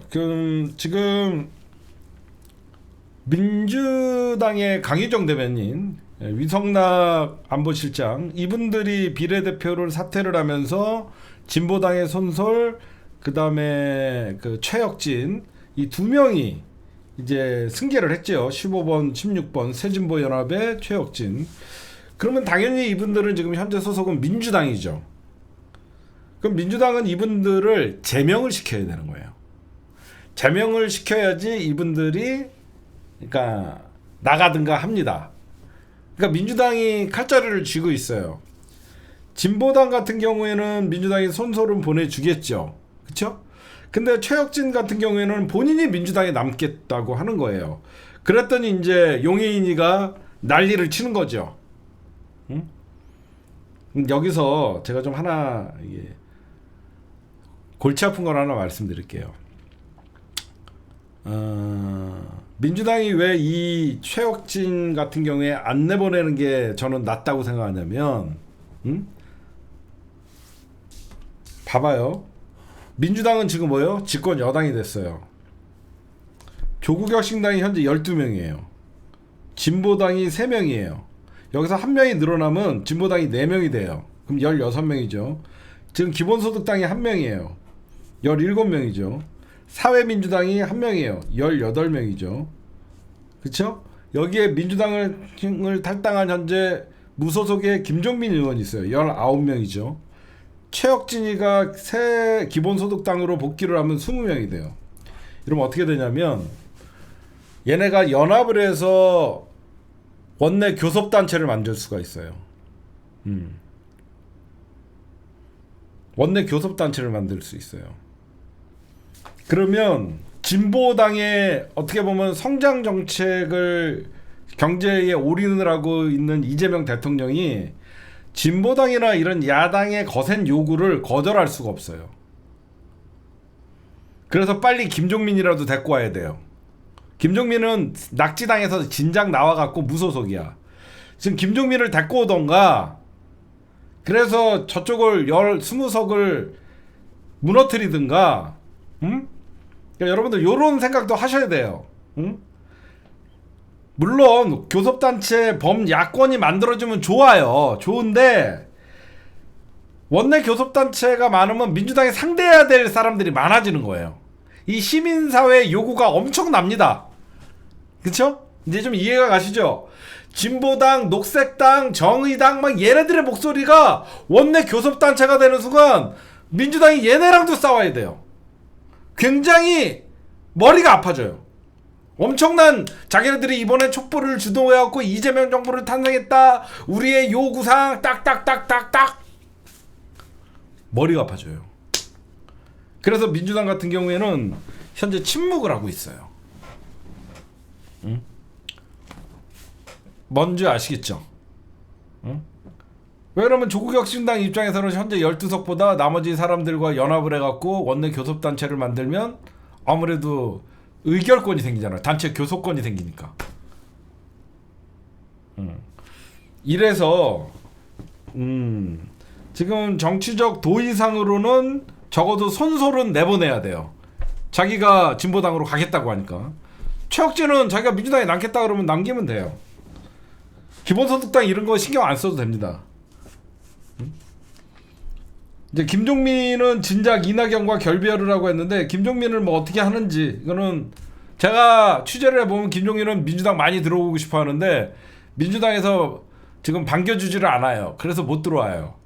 나중에 이거 활용 카드가 많으니까 이런 것들을 좀 생각해야 된다. 그것만 좀 말씀드린 거예요. 민주당 얘기 이어서 좀 하겠습니다. 김병기 대 서영교 붙었죠. 먼저 서영교 의원 있죠. 서영교 의원이 민주당의 원내대표 선거, 이거 13일날 있는 거 맞죠? 제가 알기로 13일날 원내대표 선거가 있는 거 맞나요? 맞죠? 그리고 그 전에 이제 이번에 최초의 그 원내대표 선거에 이제 권리당원의 20% 지분이 생겼어요. 그쵸? 권리당원의 지분이 20%가 생겼습니다. 이제 최초로 이제 권리당원이 참여하는 그 원내대표 선거예요. 한 34명, 5명 정도 이제 의원의 파워가 이제 우리 당원들에게 주어진 겁니다. 제가 약간, 저는 여기에 개입하고 싶지 않습니다. 저번에도 얘기했듯이 자기가 좋아하는 분 응원하세요. 근데 다만 저런 게 있어요. 오늘 김병기 의원이 난 이재명 정부 위한 블랙 요원이다, 내란종식 최종병기로 써달라라고 하면서 출사표를 던졌고, 서영교 의원님은 얼마 전에, 저는 서영교 의원님이 너무 당원들을 의식했는지 잘못된 정보를 가지고 오광수 변호사 임명에 대해서 좀 깠어요. 그쵸? 우려를 표했어요. 오광수 변호사의 문제를 서영교 의원님이 처음에는 우려를 하다가 청와대, 그러니까 용산 갔다 오고 나서 이제 바뀌었어요. 괜찮다고. 여기서 보는 게 뭐였냐면, 여러분들은 어떻게 봤는지 모르지만, 아, 서영교는 아직 이재명 대통령과 직접적인 소통이 없구나. 저는 그런 생각을 했어요. 조금이라도 이재명 대통령의 의중을 알았다 그러면 그런 얘기를 하질 않았겠죠. 그렇지 않아요? 조금이라도 이재명 대통령의 의중을 알았다 그러면 오광수 변호사에 대해서 그런 우려를 얘기하지는 않았겠죠.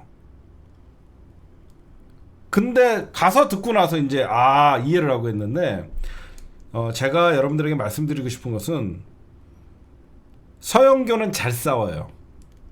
국힘당과 싸울 줄 알아요. 전투적이고. 김병기는 조용하면서 전략가인데 둘 다 잘할 것 같아요. 그쵸? 저는 둘 다 잘할 것 같아요. 사선의 관록을 무시하지 못하는 것이고, 서영교 의원은 법사위에서 잦은 굳은 뼈가 있는 것이고, 김병기 의원님은 나름 정보가 어마어마하죠. 응? 정보가 어마하고 이재명 정부를 위해서 뒤에서 굳은 일도 마다하지 않겠다. 과연 여러분들의 선택은? 저는 김병기, 서영교 다 이 둘이 합쳐놓은 게 제일 좋을 것 같아요. 그렇지 않아요? 아니, 나는 김병기와 서영교의 교집합은 없나? 그렇잖아. 전략적이고 밖에서 호통치고 이거 잘하는 사람. 그렇지 않아요? 나는 그래서 이 둘이 합쳐진 분이 좀 없을까? 그러니까 여러분들이 제가 부탁드리고 싶은 것은, 누가 봐도 서영교 의원이 찐명, 김병기 찐명. 여기서 김병기를 응원하는 사람들이 서영교를 비판하지 말고, 서영교를 응원하는 사람들이 김병기를 비판하지 않았으면 좋겠어요. 자기가 좋은 후보를 그냥 나는 이래서 이분이 좋다. 나는 이래서 이분이 좋다. 그렇게 장점만 얘기하면서 응원을 했으면 좋겠고, 그 다음에 당대표 선거 좀 여러분들에게 말씀드리면, 저는 당대표 선거가 조금 우려가 돼요. 당대표 선거는 전당원들이 다 참여해서 하는 건데, 이제 여기서 중요한 게 이제 이재명 정부 1기와 함께 호흡을 맞추는 민주당의 지도부가 되는 거예요. 되게 중요한 자리죠. 당대표 선거에는 박찬대와 정청래 2파전이 될 것 같죠. 내가 봐도 그래요. 이제 최고위원은 그럼 어떻게 되냐? 최고위원 잘 뽑아야죠. 최고위원 출사표를 물론 다 여러분들이 좋아하는 최고위원들 나오시겠죠. 이때 갈라치기가 들어와요. 당대표 선거는 엄청난 싸움이 벌어져요. 민주당 당원인 척하면서 엄청나게 싸움을 붙여요. 그래서 제가 말씀드리는 게, 정청래를 까는 인간들, 이것들도 민주당 지지자가 아니고, 박찬대를 까는 인간들, 이것도 민주당 지지자들이 아닙니다. 박찬대, 이재명 대통령의 국정 철학을 이해하면서 얼마나 나름 최선을 다했습니까? 정청래 법사위원장 하면서 얼마나 내란 종식에 큰 공을 세웠습니까? 그렇죠? 예전 같은 전당대회가 되면 안 돼요. 수박 걸러내자 이런 전당대회가 되면 안 됩니다. 이재명 정부와 호흡을 같이 할 수 있고 민주당을 굳건하게 지킬 수 있는 그런 당대표와 최고위원들을 뽑아야 돼요. 이제 수박들이라고 저는 이제는 수박이라는 말도 쓸 필요 없는 거고, 여러분들의 마음에 들지 않는 사람들은 출사표도 던지지 못합니다. 제가 보면. 그렇죠? 이제는 뭐 예전같이 고민정 나온다 그래갖고 대의원 표가 그쪽으로 갈 일도 없고, 나오지도 않을 테고. 하여튼 민주당 전당대회는 제가 원래는 8월 달이거든요. 원래는 8월인데 좀 앞당겨서 다음 달 중순 정도 할 가능성이 많아요. 원래 8월 중순인데 한 달 정도 앞당길 가능성이 많습니다, 여러분들.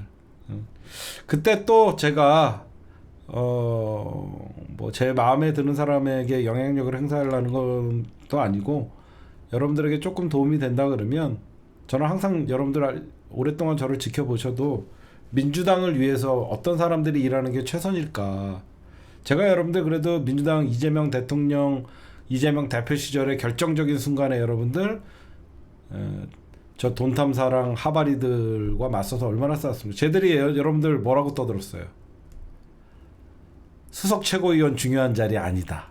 정철릉내 날리라고 했던 새끼들이죠. 기억나세요? 저 돈탐사랑 저 하바리들이 정청래 나랑 친하다는 이유로 정청래 날리라고 했었잖아요. 제가 뭐라 그랬어요? 수석 최고위원이 나중에 당대표 원내대표 없으면 바로 권력 잡는다. 수석 최고위원 자리 제일 중요하다. 여러분들 정청래 의원이 수석 최고위원 아니었으면요, 이재명 대표님 그 당시에 구속영장 가결되고요, 박강원이 사퇴했죠.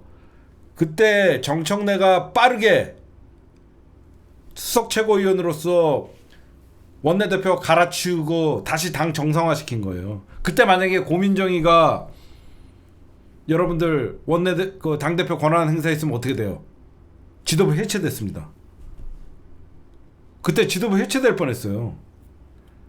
그렇죠? 박강원이가 원내 전부 사퇴하자 그러면서 자기 지도부 원내대표 던지고 당신들도 사퇴하라 그럴 때 정청래가 볼 때 내가 왜 사퇴하나?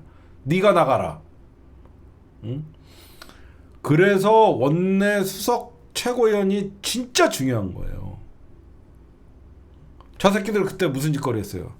수석 최고위원 의미 없다. 야, 나 진짜 아무리 정치 최근에 서초동 항쟁 이후에 유튜브 시작한 새끼들이라 그래도 돈탐사 이런 애들 전부 서초 항쟁 이전에 없던 놈들이잖아. 열린공감, 그 하바리들 뭐 다 걔네들이 언제 시작했나 보세요. 아무리 몰라도 그렇지 최고위원이 상관이 없다? 깜짝 놀랐지 내가. 하여튼 박찬대도 좋은 사람이에요. 정청래도 정청래 다 좋은 사람이니까 하여튼 그때 가서 봅시다 여러분. 하여튼 원내대표 선거는 현재 대한민국 권리당원들의 바로미터, 가장 이성적인 시청자들이 모여있는 타파미터 결과는 현재 권리당원 타파미터 결과는 서영교가 앞서고 있어요. 아직 투표 안 저기 어디 가면 있냐면요, 이 시사타파 유튜브 채널 게시물에 가시면 며칠 전에 이 타파미터에서 이거 보시면 미리 보는 민주당 원내대표 선거 이재명 정부 첫 원내대표 당신의 선택은 실제 권리당원 투표는 12일에서 13일 현재 23,000명이 투표를 했고요. 김병기 후보가 1% 따라잡았습니다. 1번 김병기 34%, 2번 서영교 57%, 조금만 더 고민해보겠다도 많습니다. 9%. 아직 투표 안 하신 분들 계시면요, 옆에 한번 가갖고 꾹 눌러주시면 투표할 수 있습니다.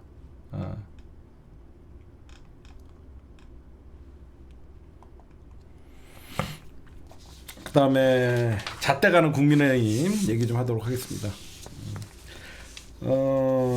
국민의힘이 여러분들 요즘 바쁘죠. 의총을 했습니다. 제가 저번에 잠깐 말씀드렸는데 너무 얘네들 얘기 길게 하고 싶지는 않아요. 5시간 넘게 의총에서 어떤 거였냐, 빨리 새 지도부를 선출하자. 친윤 세력들과 이 내란 세력들은 계엄에 그 탄핵에 반대했던 인간들, 이 인간들은 혁신형 비대위를 만들자. 그러니까 다시 자기 친윤 세력들이 당권을 잡겠다는 거예요. 그러면 비윤계들 점점점 이제 비윤계들의 목소리가 더 세지죠. 그러니까 친윤 패족들에 반대하는 사람들은 빨리 정상적인 당 대표가 나와야 된다. 전당대회 그러니까 혁신형 비대위 대 전당대회가 이제 맞서고 지금 권난동이는 사퇴를 했지만 실질적으로 원내대표 업무를 봐요. 그럼 남은 사람은 누구죠? 김용태죠. 현재 김용태 비대위원장. 김용태 비대위원장은 누가 봐도 누가 세웠습니까? 권영세랑 권난동 친윤 세력들이 바지를 세워놨었어요. 근데 김용태가 지금 배신을 때렸어요. 친윤 세력들이 볼 때는. 친윤 세력들이 볼 때는 김용태가 이제 지가 살라고 배신을 때린 거예요. 그래서 김용태는 현재 당론으로 정해진 탄핵 반대를 무효화시키겠다. 그 다음에 후보 교체 파동에 대해서 당무 감사를 실시하겠다. 이게 누가 봐도 여러분 보세요. 후보 교체 누가 했어요? 친윤 세력들 권영세랑 권난동이가 주도를 했죠. 이거를 당무 감사 당론에서 없앤다. 그럼 누가 봐도 친윤 물러나라 그런 거죠. 거기에 이제 후보 교체 새벽에 어떻게 보면 국힘당의 후보 교체 쿠데타였죠. 그것도 당무 감사를 하겠다. 그러니까 친윤 세력들이 이제 수세에 몰린 거죠. 그러니까 친윤 세력 중에 이제 한동훈 세력을 견제하기 위해서 얘기한다는 게 장해찬이가 한다는 소리가 그거예요.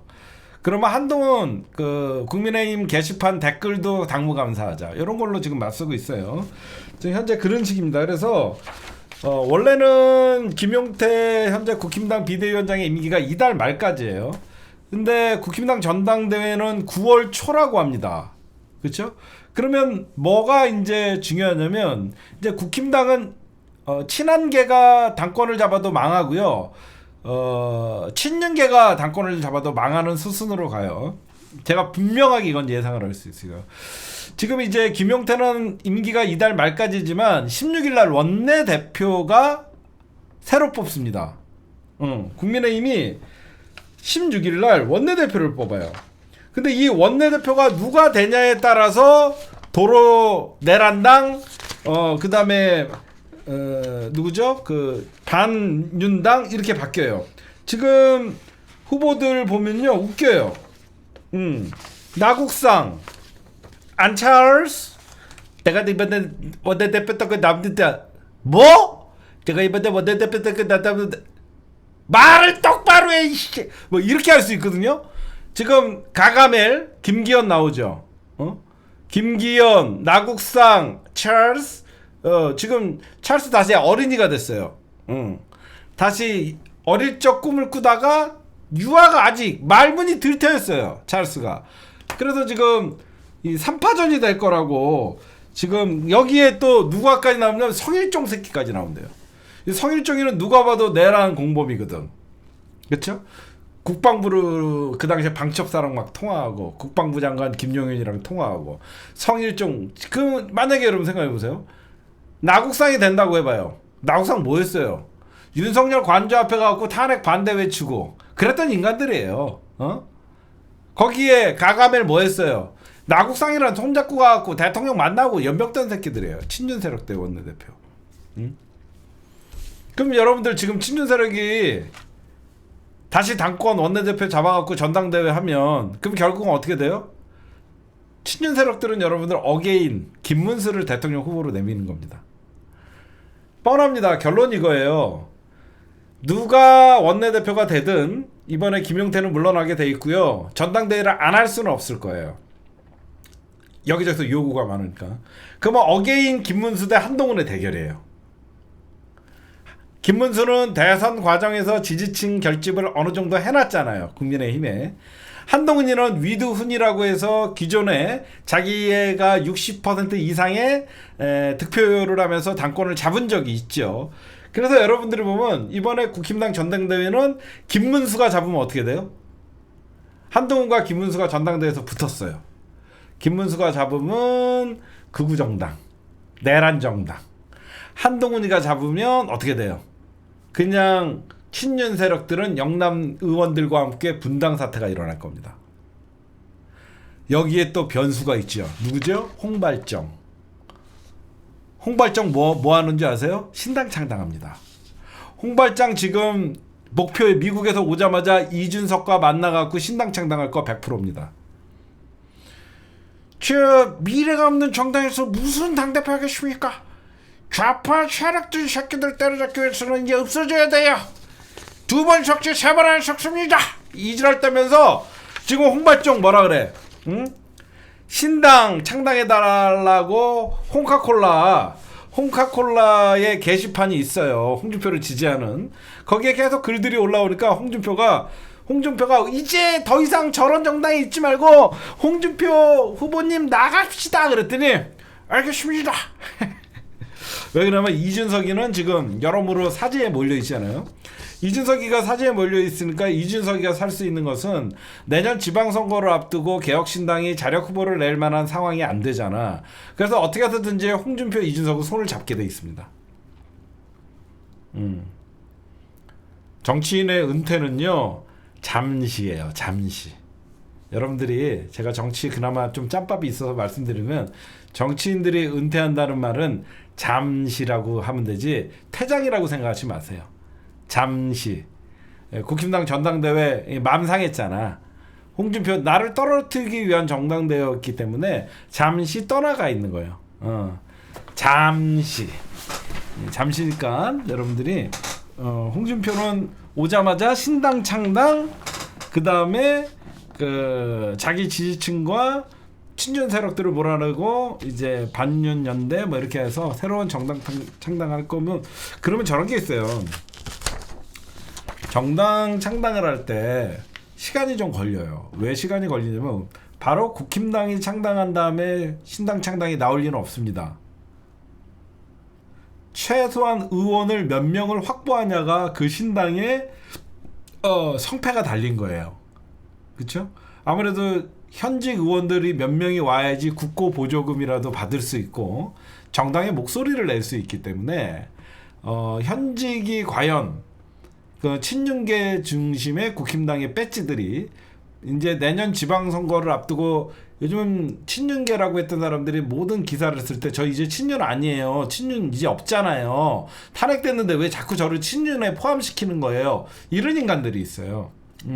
그러니까 그 교섭단체는 사실상 그 수도권 의원들 다 합쳐도 20명이 안 돼요. 국힘당이. 제가 알기로는. 수도권 의원들 다 합쳐도 국힘당이 20명이 안 되기 때문에 어떻게 할 것이냐.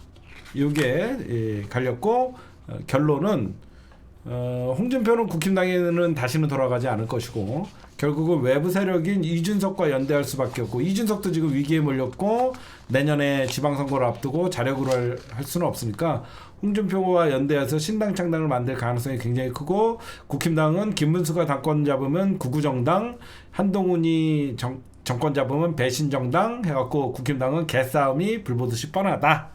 이렇게 여러분들에게 결론을 좀 말씀드릴 수 있겠습니다. 제가 재밌는 사실 하나 알려드릴까요? 여태까지 대선 패배한 다음에 많은 사람들이 다시 당권에 도전을 했었죠. 그렇죠?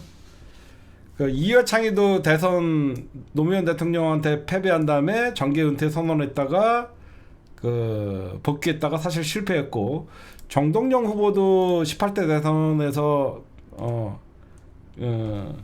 뭐 하여튼 다 실패했어. 유일하게 대권 패배하고 당권 잡아갖고 성공한 사람은 이재명밖에 없어요.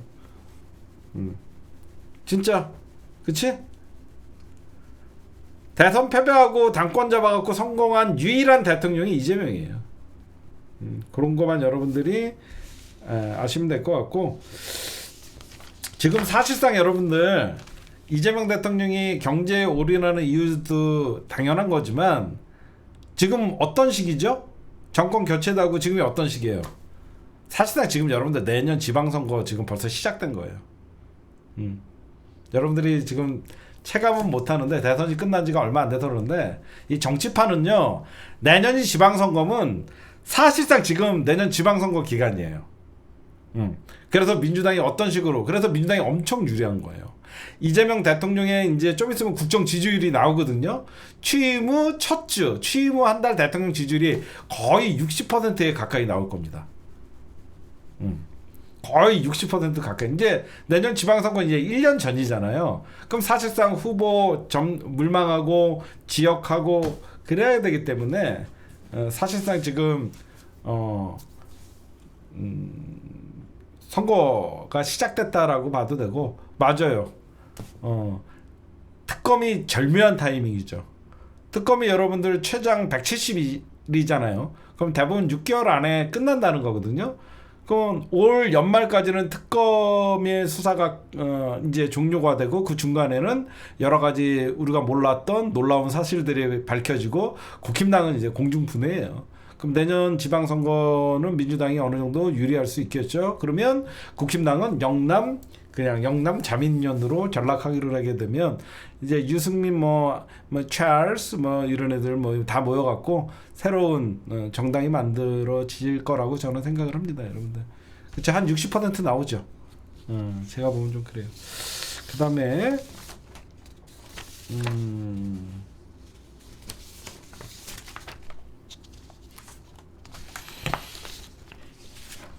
이준석 얘기 좀 할게요. 아까 제가 전화 한번 연결 좀 한다라고 하는 게 뭐냐면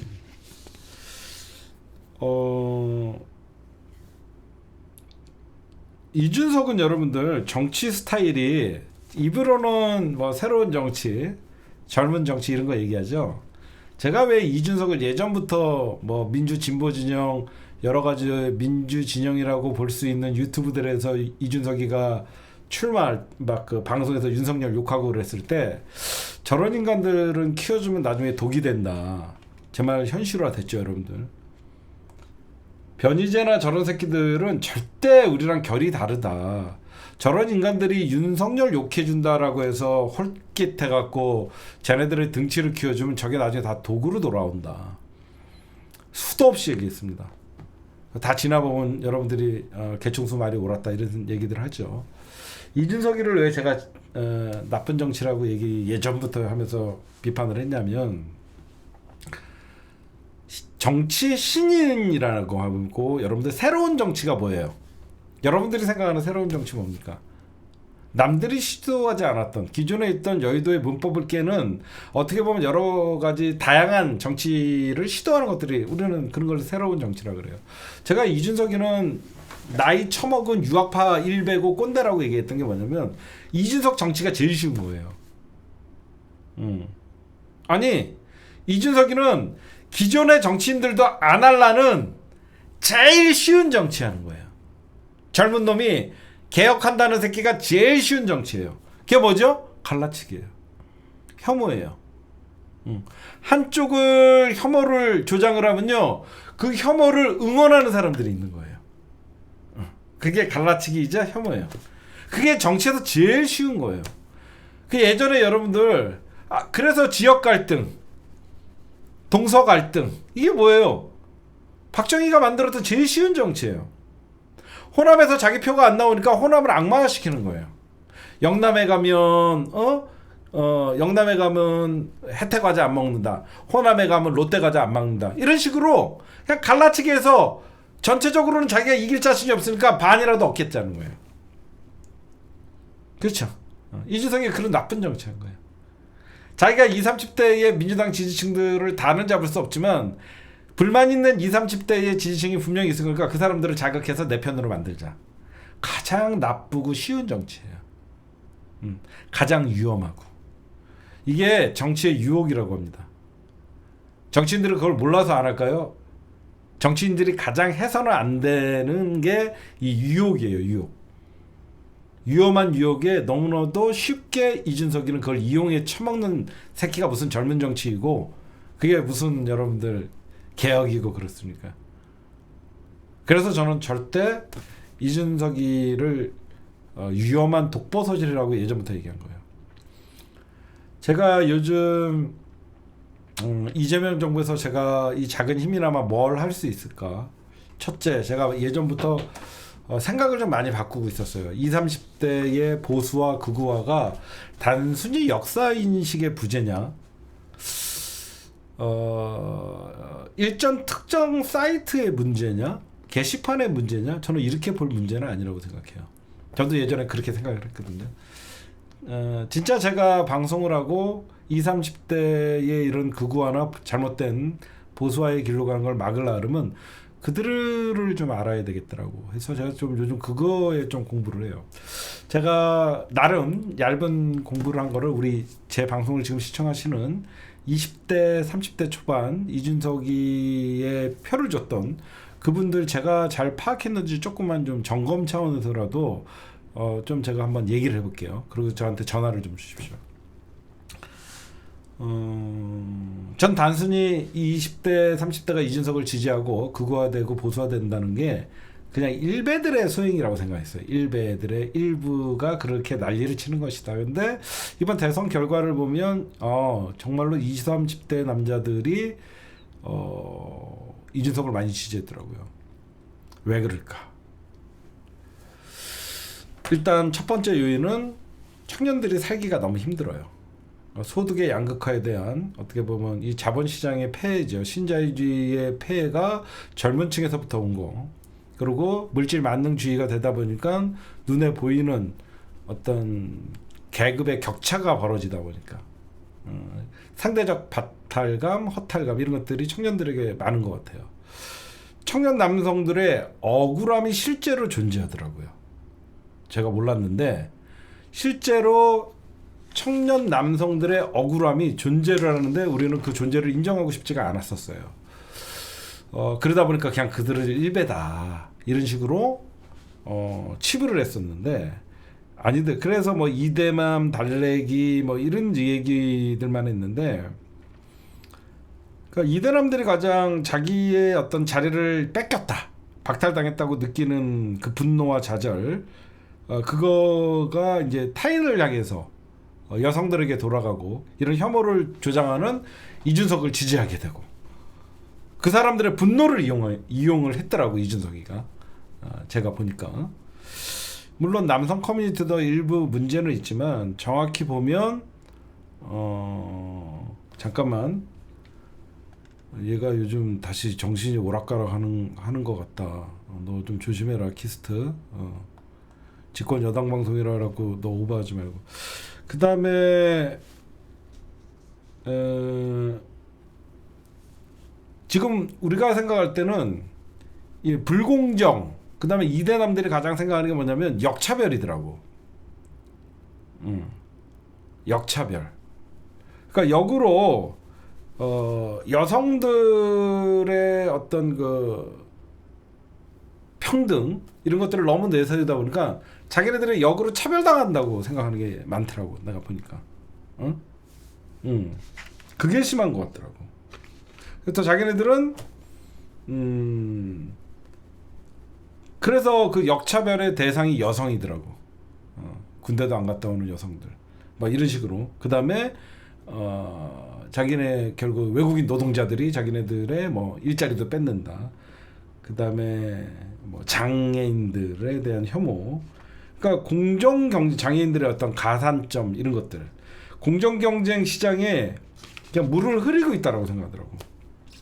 여러 가지 좀 문제가 있더라고.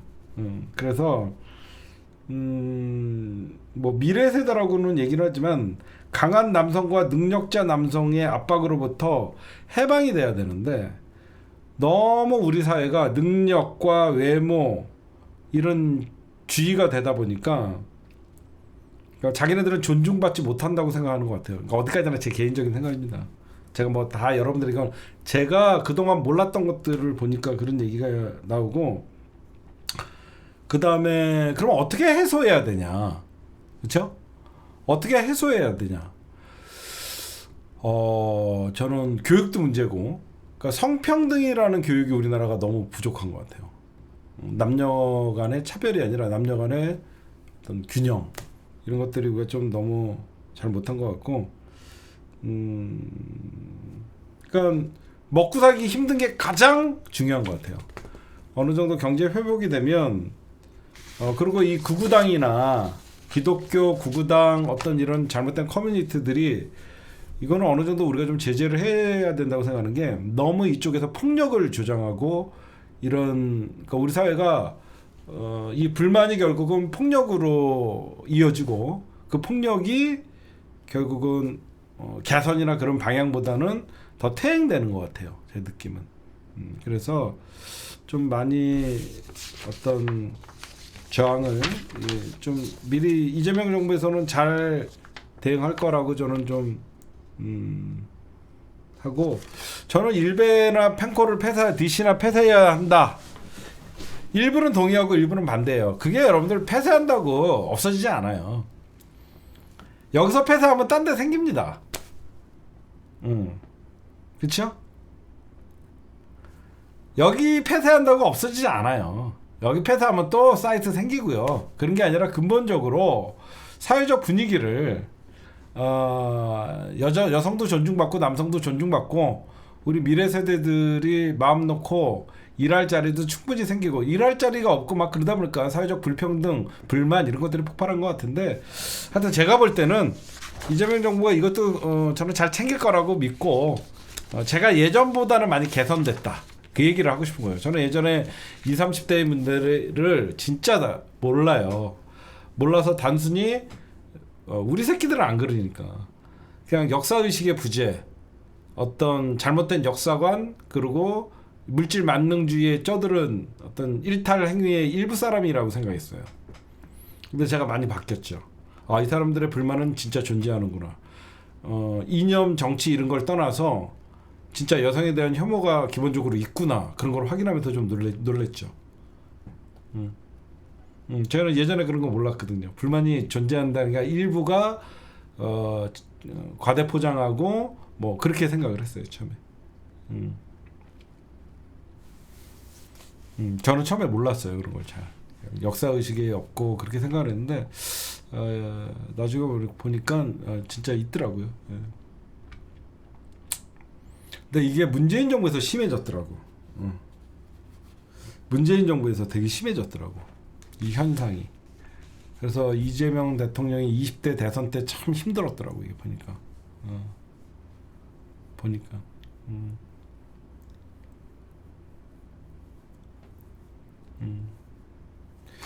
하여튼 그렇다, 제 생각은 그렇습니다.